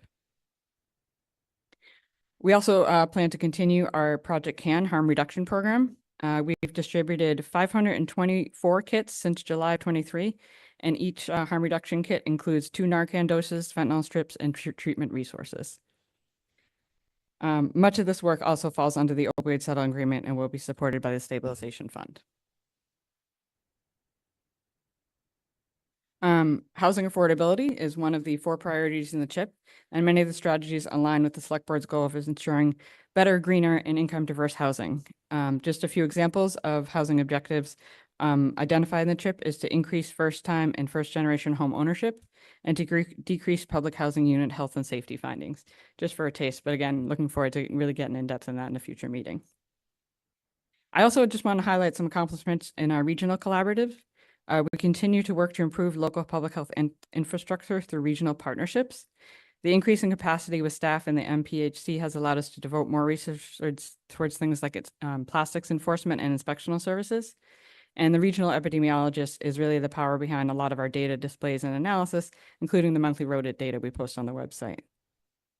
This year, we also obtained a grant to host the Regional Tobacco Collaborative, which provides us additional capacity to enforce local bylaws and work on tobacco policy across Brookline and 7 other communities. I also wanted to mention within the MPHC, we've been able to expand the vaccine program for children. This has been a longstanding program in Brookline where we offer vaccine for children entering the school. And as part of the MPHC, we've been able to expand the program and bring on other communities to increase access to childhood vaccines. And as we watch the measles outbreak, it's important to ensure that children are getting their 2 doses of MMR, and we continue to have high vaccination rates in Brookline and in the region. Really appreciate Darlene making this infographic. She's one of our great public communicators in our office as a community health manager. The Brookline Bounty Program continues to be successful. This was its 4th year of the program, with 3 years being ARPA funded and year one being on the grant. And with the override, it's coming on the budget this year. The program provides coupons for residents to use at the very popular farmers market to purchase healthy foods. Over 730 households registered to take part in the Brookline Bounty Program. And in the last 2 years, we've added a new aspect of the program to purchase turkeys and chickens for families before Thanksgiving. And we partner with BHA, Public Schools of Brookline, COA, and the veterans to distribute 235 birds to 235 families. Figured I was getting in front of you, wanted to see a rodent control update. The department continues to collaborate with Public Works and the Building Department and the Rodent Control Action Plan. As you've heard me say before, rodent control takes a multi-pronged approach. We need pest control, solid waste storage and disposal, cleaning and sanitation, and public awareness. We continue to track complaints and respond to high complaint areas with interventions such as solid waste inspections, pest control enforcement, and adjusting the modern smart city system. Recently, we did an exercise where we looked at DPW's ticketing and enforcement to be able to better quantify our increases in activity. And there were 821 enforcement tickets issued in 24 compared to 335 in 23 and 287 in 22. So that's a 144% increase from 23 to 24. With Stephanie coming on board at Public Works, it's also really improved our communication and collaboration with complaints being channeled to one area and being distributed from there. We frequently perform joint inspections and identify areas that we need solid waste enforcement as well as pest control. The chart up here on the slide shows our complaint tracking since January of 23. Complaints have continued to trend up in the warmer months, and we did see an increase this past summer over calendar year 23. But we have seen less complaints in fall of 24, and so far, just to highlight that gray line down there. So far in this year, we've seen a decrease in complaints with 17 in January and 18 in February, like I said, shown in the gray line, compared to 32 and 35 last year, respectively, in those months. So really, since October, we have seen a seasonal downward trend, but also a lower volume compared to the year before. So department demands. We continue to face demands that strain the department. Our environmental health division is our biggest division, but probably also faces our biggest strains. We continue to stretch to meet new demands from new bylaws and initiatives, things like housing stability and plastics bylaw. With new policy, it takes a large effort to implement and means other projects might not get addressed. Examples are things like the plastic bylaw, where we've allocated some regional staff to actually help us with that with the MPHC. But that just means we have less hours to help fill the gaps with inspectional services, which we've seen really just due to turnover. We divide the community up into 5 inspectional districts. And at one point or another, since I've been here, we haven't been fully staffed in those 5 districts. So that's always a challenge. Hiring inspectors is probably the most difficult position for us to hire, and it does take a considerable amount of onboarding and training because it's really hard to find trained hired inspectors. The staff we have is excellent, and my hope is in the next, we just did a hire, they're starting in May, that we'll have all 5 districts fully staffed and up and running after that new hire, as long as nobody leaves. Aligning with the select board's goals of making it easier to open and operate a business in Brookline, the Environmental Health Division has been working to get applications online and streamline the process for new restaurants and other license operation. And you can see in the budget book, it's about 500 to 600 permits we issue a year for various type of operations. The staff's also been working with Tiffany and the select board's office to streamline permanent operations where the department is involved. And strains on the division really kind of make it hardest for us to do these administrative tasks when there's a lot of need in the inspection and operational side of things. I want to thank Dr. Lenka, a chief of environmental health, for his team for really just working to get the job done. Lastly, I put up here on the slide, I think we're all a little worried about funding streams, either direct federal funding or funding that comes to the state from federal sources. And we've been having meetings with Chaz to discuss what funding might be at risk and how it would impact our operations. So one of our favorite exercises, if you were going to tell me there's no budget limitations, we would have a very long list of things that we would want to do. Because I think, like many department heads, we're very passionate about what we do. But I wanted to just highlight, I think I would actually expand human services beyond of what we're proposing here. Housing support, childcare, and mental health consistently rise as concerns when we're out there talking to residents and our community partners. And I would partner with community groups to increase funding for direct assistance and work to provide streamlined assistance to those in need. You made me pick one priority. I feel like we have a clear roadmap with the Community Health Improvement Plan with the CHIP and the community feedback on priorities that provide department with a strategic plan to effectively improve health outcomes in Brookline. We're celebrating the completion of the CHA and the CHIP process, but the real work starts now with implementation. And I look forward to sharing more details with you and working on strategies. Overall, I hope the department budget reflects the goals of the CHIP and several of the select board's goals, and is really providing an increase in services to improve health outcomes. I welcome any questions. Great, thank you. Well, I'll ask a question. One of our goals is the expansion of the social services hub or whatever, and I see you've done a lot along those lines. I'm wondering though, does it make a difference that social services is one of your divisions as opposed to just sort of dispersed throughout the department? And I ask that because there have been proposals to create a new department of social services. And, my response has always been that, we have a Department of Social Services because in your organizational chart years ago, there was actually a division. I forgot what it's called. But, so the question really is, does it make a difference that you have an actual structure that includes social services? Yeah, and I think also linking social services and public health, when we talk about how we do public health, it is very closely linked to human services and connecting people to resources and that community collaboration approach. So I think the synergy makes sense there. I think no matter how you look to structure human services and social services, it is a very complex system and it involves more than one division or one department. So there are many ways to structure it. I think the mirroring it with public health and the collaborative nature of it makes sense to me.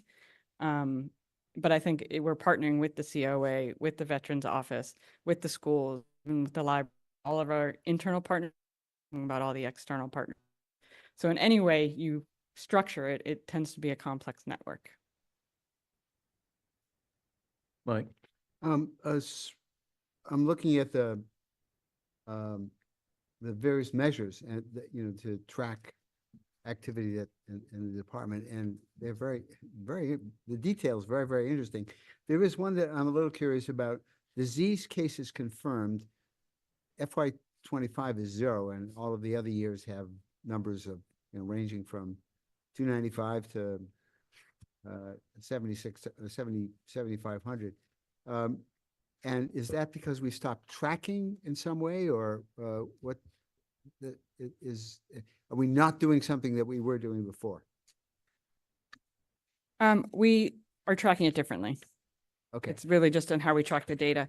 I think, and if you see, I believe it was because of COVID data, we wanted to include all of our data tracking happens on the state online system. So we pull those numbers from there. Labs report, the results come in through the system, and then we contact the residents. Right. Depending on the disease, there's certain protocols for each one to control whether it's communicable or not. So, and I don't know why it says 0 for 25. That is strange. And we can look back. There's been a couple little hiccups with the new system. All right. Fair enough. Mike, John? Thank you very much for the report. Along the lines of what Mike was just asking about, have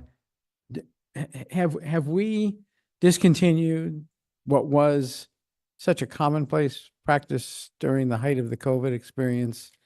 People were obsessed with, like every week we wanted to know how many cases, how many hospitalizations, et cetera, et cetera.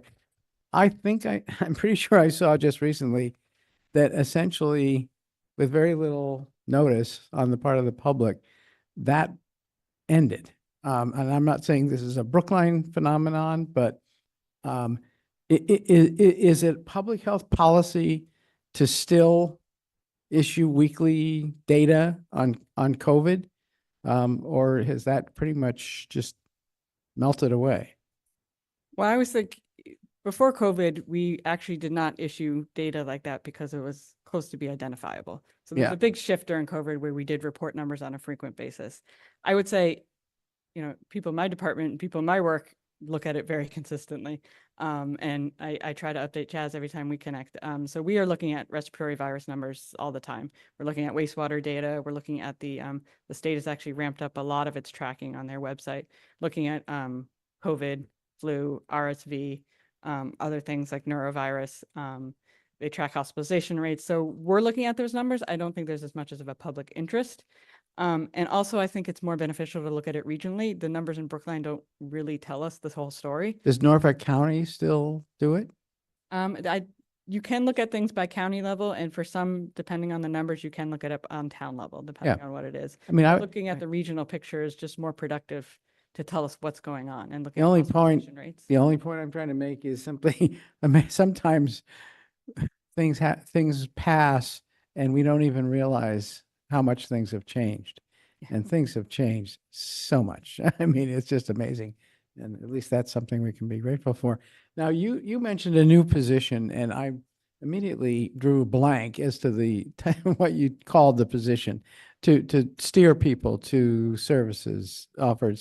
What is the title of the position? We're steering and we're navigating. So that A navigator. Human Services navigator. A navigator. I only bring that up to just urge that we be sure the public is well aware that there is a navigator, available, through the town, and that navigator, whoever that person is, becomes kind of familiar figure for people who previously had no one in particular to turn to, and had to figure out for themselves, who am I supposed to direct this question to? Because that navigator is going to be very, very useful as long as everybody knows the navigator is the first place to go you know, if you're wondering who to go to. So anyway, just want to make that point. Yeah, if I may, just to elaborate on it, I think giving the navigator the tool of the online resource directory and referral system is also going to be strategic, because a lot of the reaction I get sort of talking to our community partners about this is it's just one person.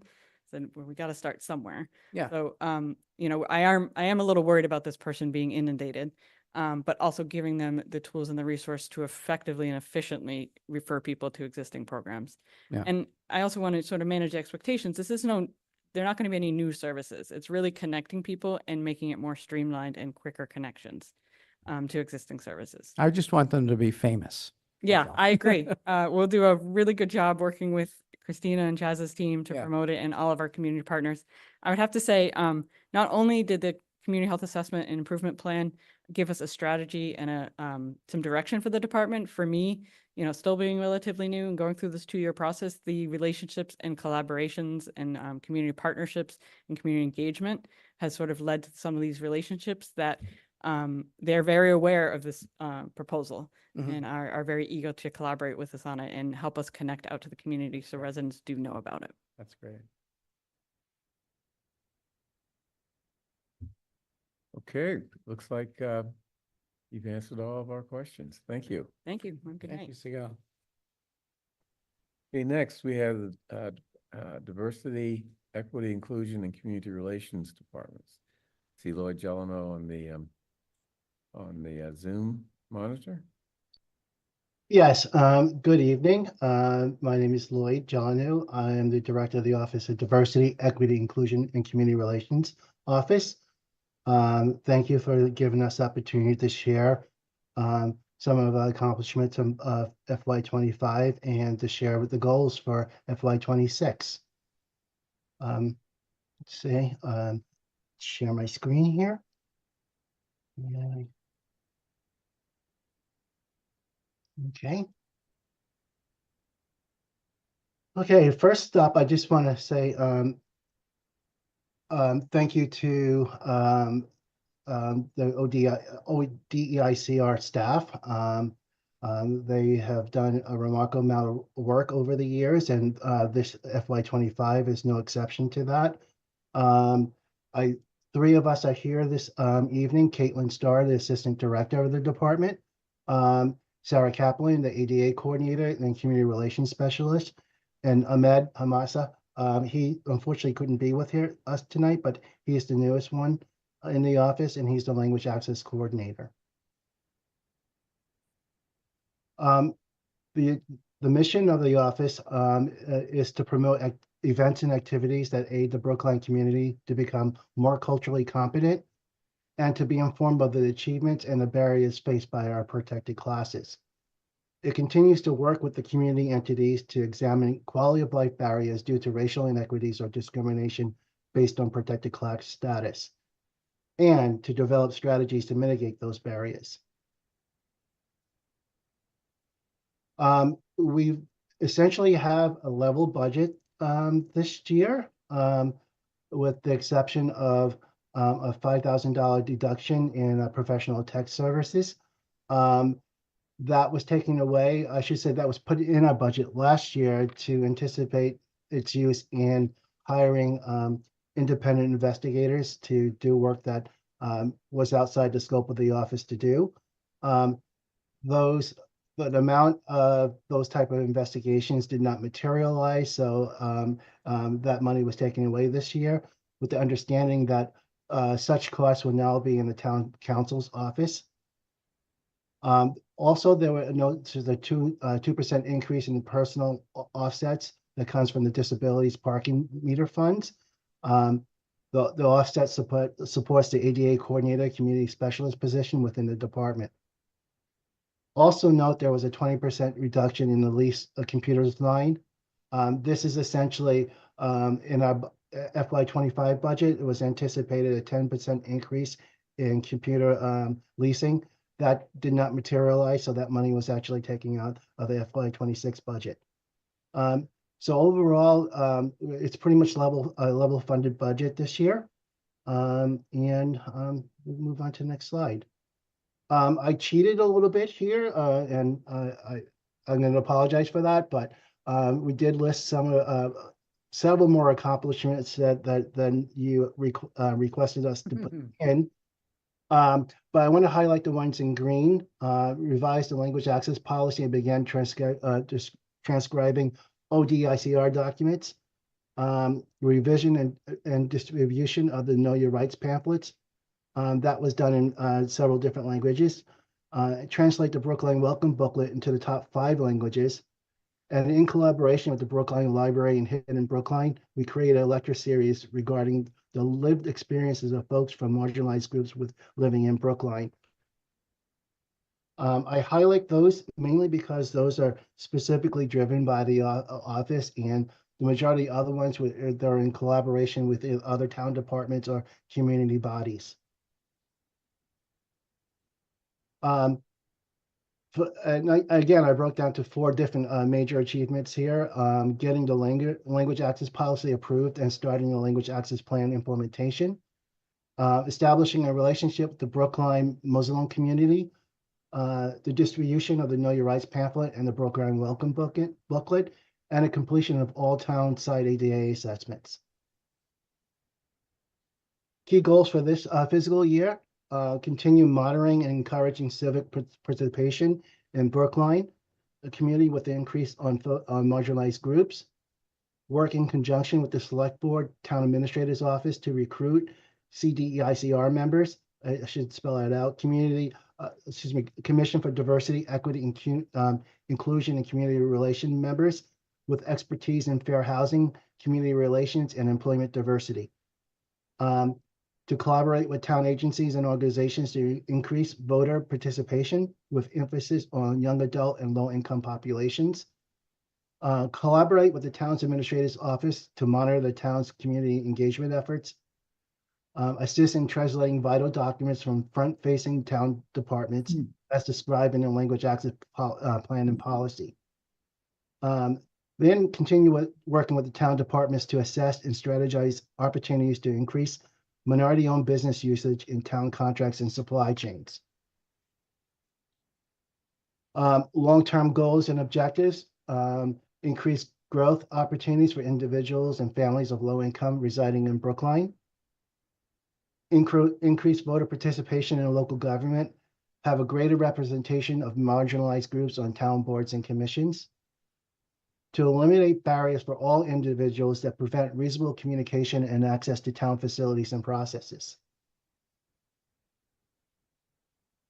Now, the question was how have your operations furthered the Select Board's goals and objectives for the past fiscal year?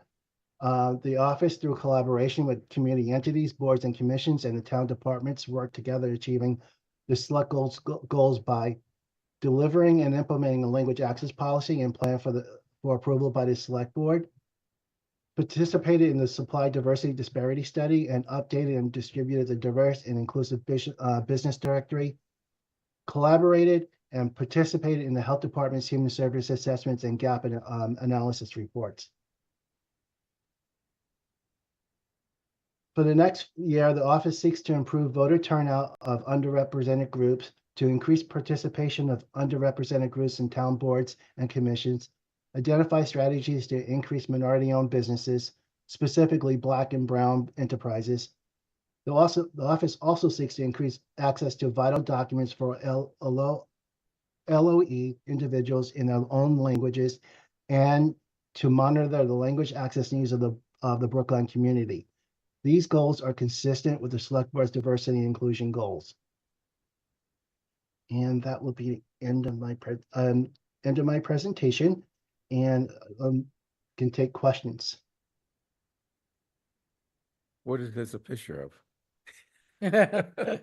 Oh, I have no idea. Let me stop sharing that then. That's interesting. All right. Thank goodness.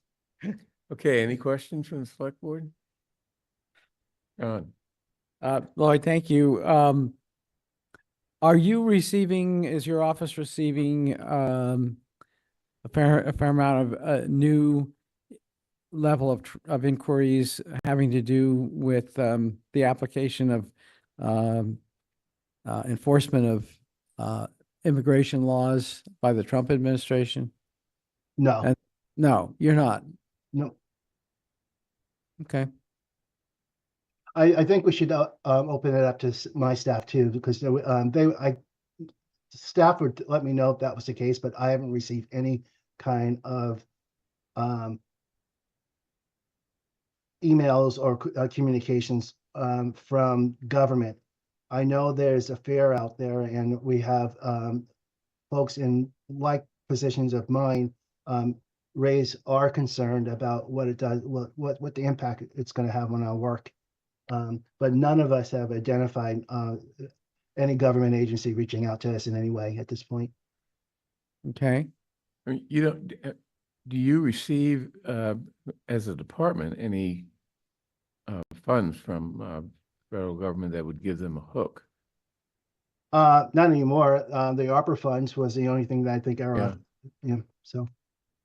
Yeah. And they may try to bully you, but we'll stand behind you. Appreciate that. Any other questions? I guess I have a question. Recently, Metro West Housing, I forgot what full name of it is, did a report on housing discrimination in the Metro West area. I assume you're aware of that. And does your department have any involvement in addressing housing discrimination here in Brookline? We have two ways that we're involved. Number one is getting information out about fair housing rights and landlord and tenant responsibilities and rights. We typically do something in April, that's Fair Housing Month, to do that. This year, we're looking to put together a training for landlords and realtors in the month of April to share what's current with fair housing, what they should be doing, and what they should not be doing. We also serve as a reporting agency for people who have fair housing issues. We're not allowed to do the investigations of those type of complaints, but we can help people file with MCAD, or back in the day HUD, if that was, and DOJ if that was necessary. So those two things we can still do, but we can't do, like I said, we can't do any of the investigation of those things. We can actually just receive the report and send them through those regulatory agencies. So I think I answered your question. Yeah. Bernard. In terms of your educational work with landlords and all, one of the things that the report, and I thank John Benskoyak for actually finding this and alerting us to it. One of the things the report mentioned is that many landlords resist or hesitant to accept Section 8 vouchers, when in fact Section 8 vouchers should be a big are a huge benefit to landlords, because they sort of guarantee payment of rent, even if the tenant loses a job or whatever. Is that do you include those benefits in your outreach to landlords? You mean informing of the benefits of having you taking vouchers? Yeah. Well, I don't think we're as I'm nice suggesting it if you're not. We're not nice like that. I mean, they're obligated to take it, and I will let them know that that if it's found out that they're rejecting someone based on that, then there's serious consequences for that. I do think that a lot of folks that does happen to, they don't report it, and that's sort of the issue in a lot of these circumstances. So I've been back, and this is going back 10 to 15 years ago. A lot of it was if the people had children, landlords didn't want to have them because of lead paint situation. And so I don't know if that's still the case, but all that comes out in these trainings, and I think we should start doing them more often than once a year, maybe have it once or twice a year to make sure that the landlords, it's always in their mind that they should be looking out for this.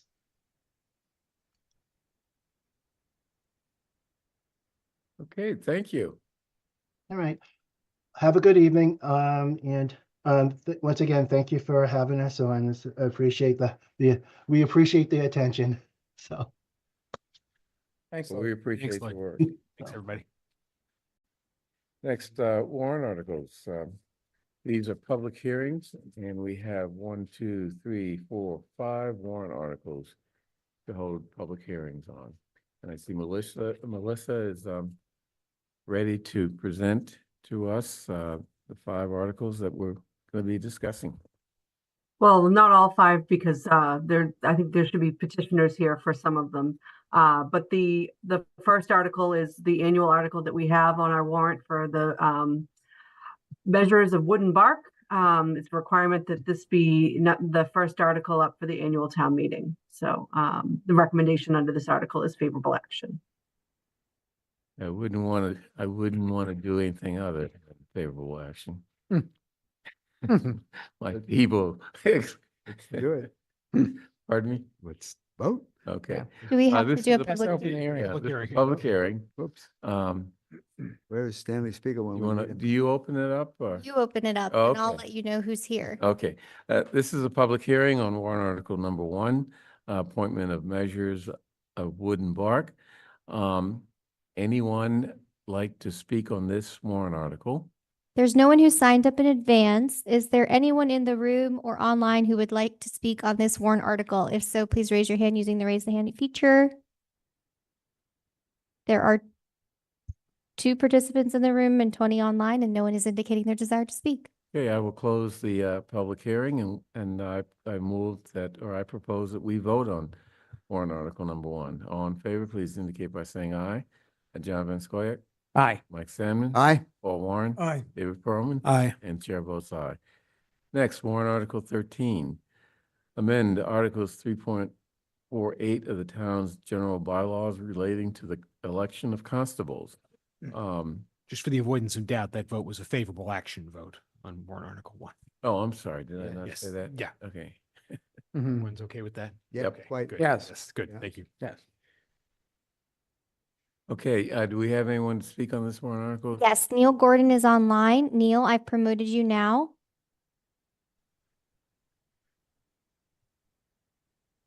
You can begin your 10 minutes. I'll take a lot less than 10 minutes. For the record, I'm Neil Gordon, Precinct 1 Town Meeting member, a member of the Advisory Committee. As you may remember, a year ago, Town Meeting approved a bylaw change. We elect 5 constables all at once. We changed the bylaw so that constables would be elected on a staggered basis, the same way we do select board, library trustees, and school committee.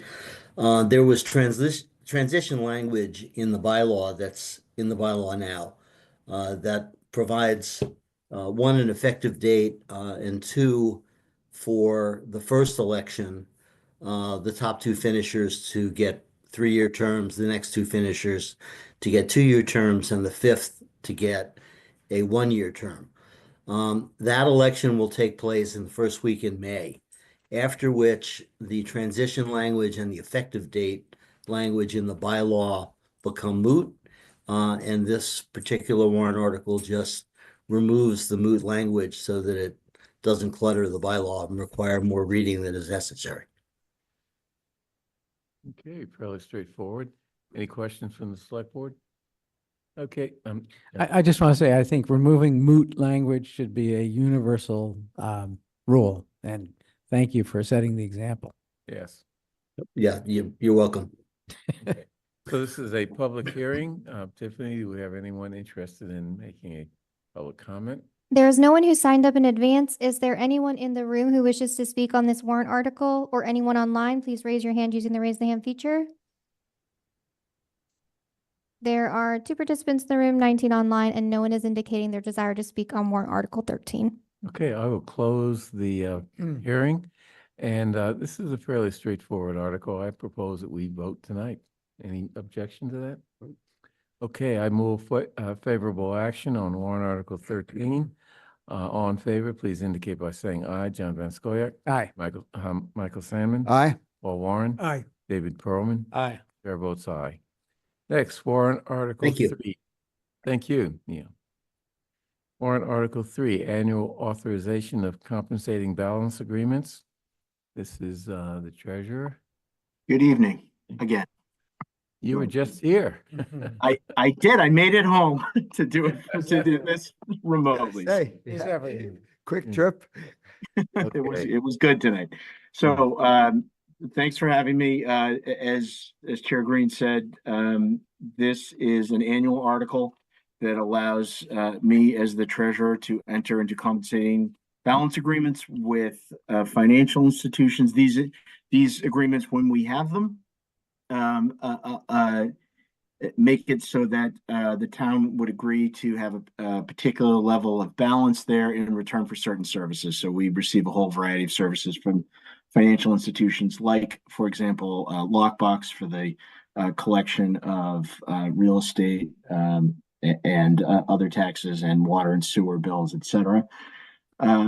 So we do not currently have any compensating balance agreements, none are envisioned at the moment, but the state law requires that town meeting approve the possibility of these agreements each year at town meeting. And it is true that these agreements are more favorable towards the town in lower interest rate environments. So while it doesn't make sense to do them now, it would be good to have that flexibility if should the opportunity arise that it would make sense and be in the financial interest of the town. And again, I'm certainly happy to take any questions that the board has. Okay, any questions from the board? Okay, this is a public hearing. Tiffany, is anyone interested in speaking? There is no one that signed up in advance for this public hearing. Is there anyone in the room who wishes to speak on this public hearing or anyone online? Please raise your hand using the raise the hand feature. There are 2 participants in the room, 19 online, and no one is indicating their desire to speak. Okay, I'll close the hearing and suggest that we vote on this item. Fairly straightforward. No need to digest the details. So I move favorable action for warrant Article 3. All in favor, please indicate by saying aye. John Van Scoyac. Aye. Michael Sandman. Aye. Paul Warren. Aye. David Perlman. Aye. And chair votes aye. Next, warrant Article 8, establish a departmental revolving fund for electric vehicle charging. I guess charging stations are. Okay, I Yes. see Melissa Goff is on the monitor. Yes, so this article is looking to establish a revolving fund. So essentially, as users are paying for the electricity and usage at the charging stations, we would use this fund to basically reimburse the town for these expenses. So it would pay for the electricity and any associated maintenance costs to the charging stations as well. Okay, any questions from the select board? No. Okay, this is a public hearing. Let's open up the public hearing.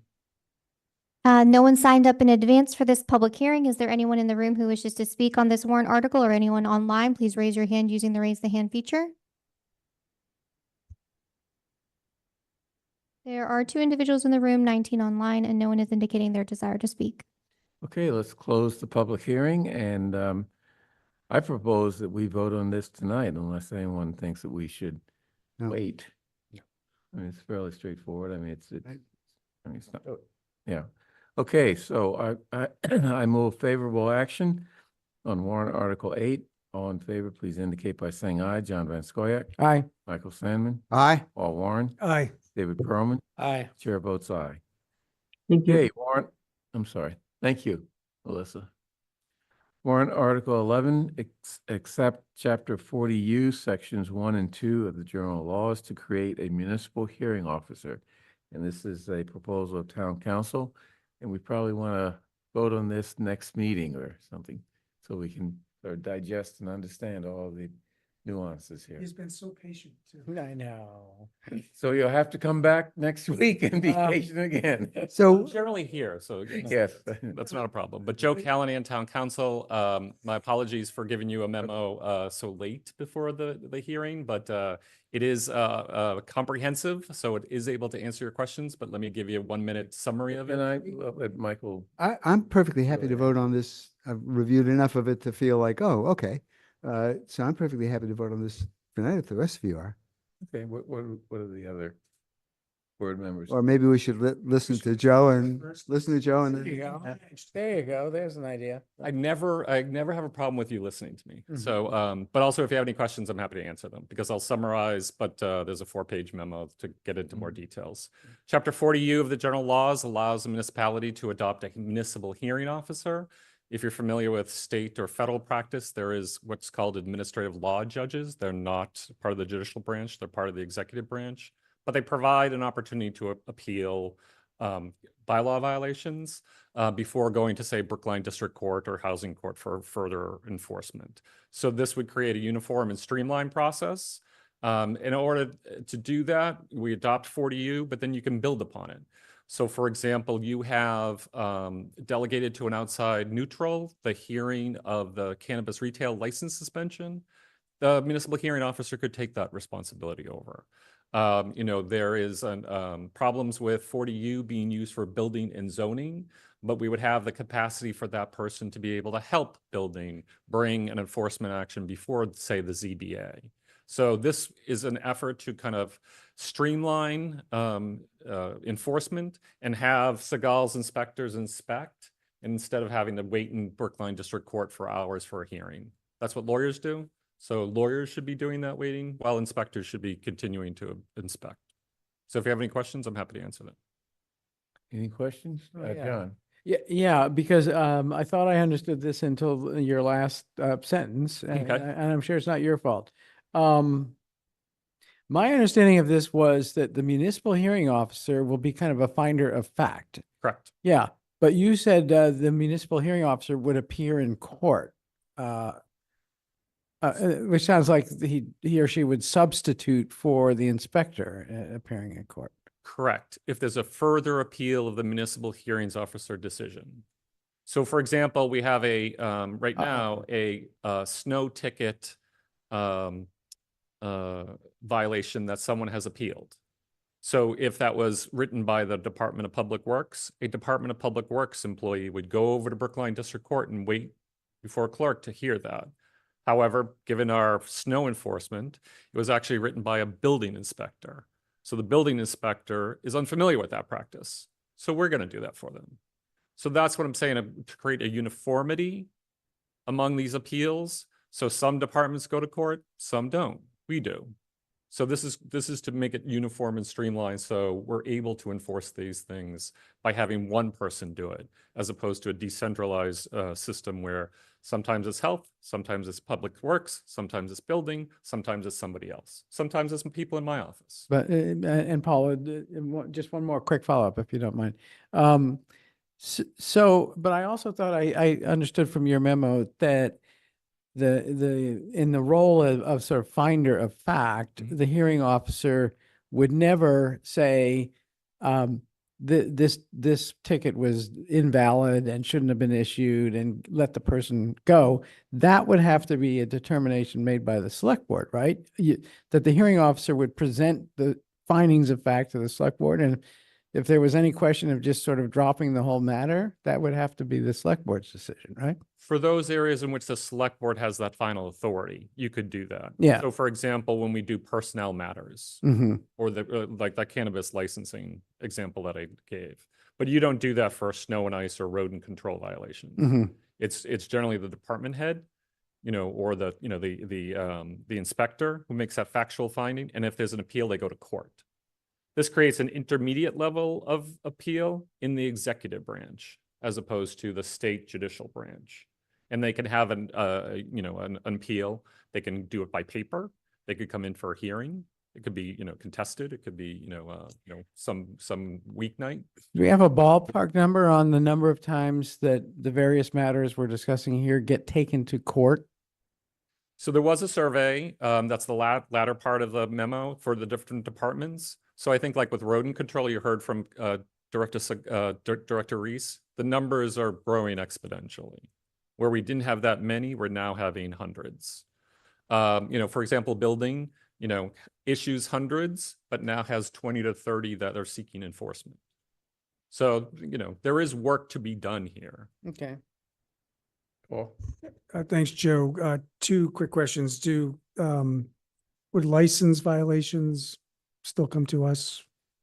Because they're non-delegable under the Town Administrator Act. Okay. But you could have, like John's example, the hearing officer find facts and make a recommendation to you, but the final authority would be much like the cannabis retailer license with the outside neutral.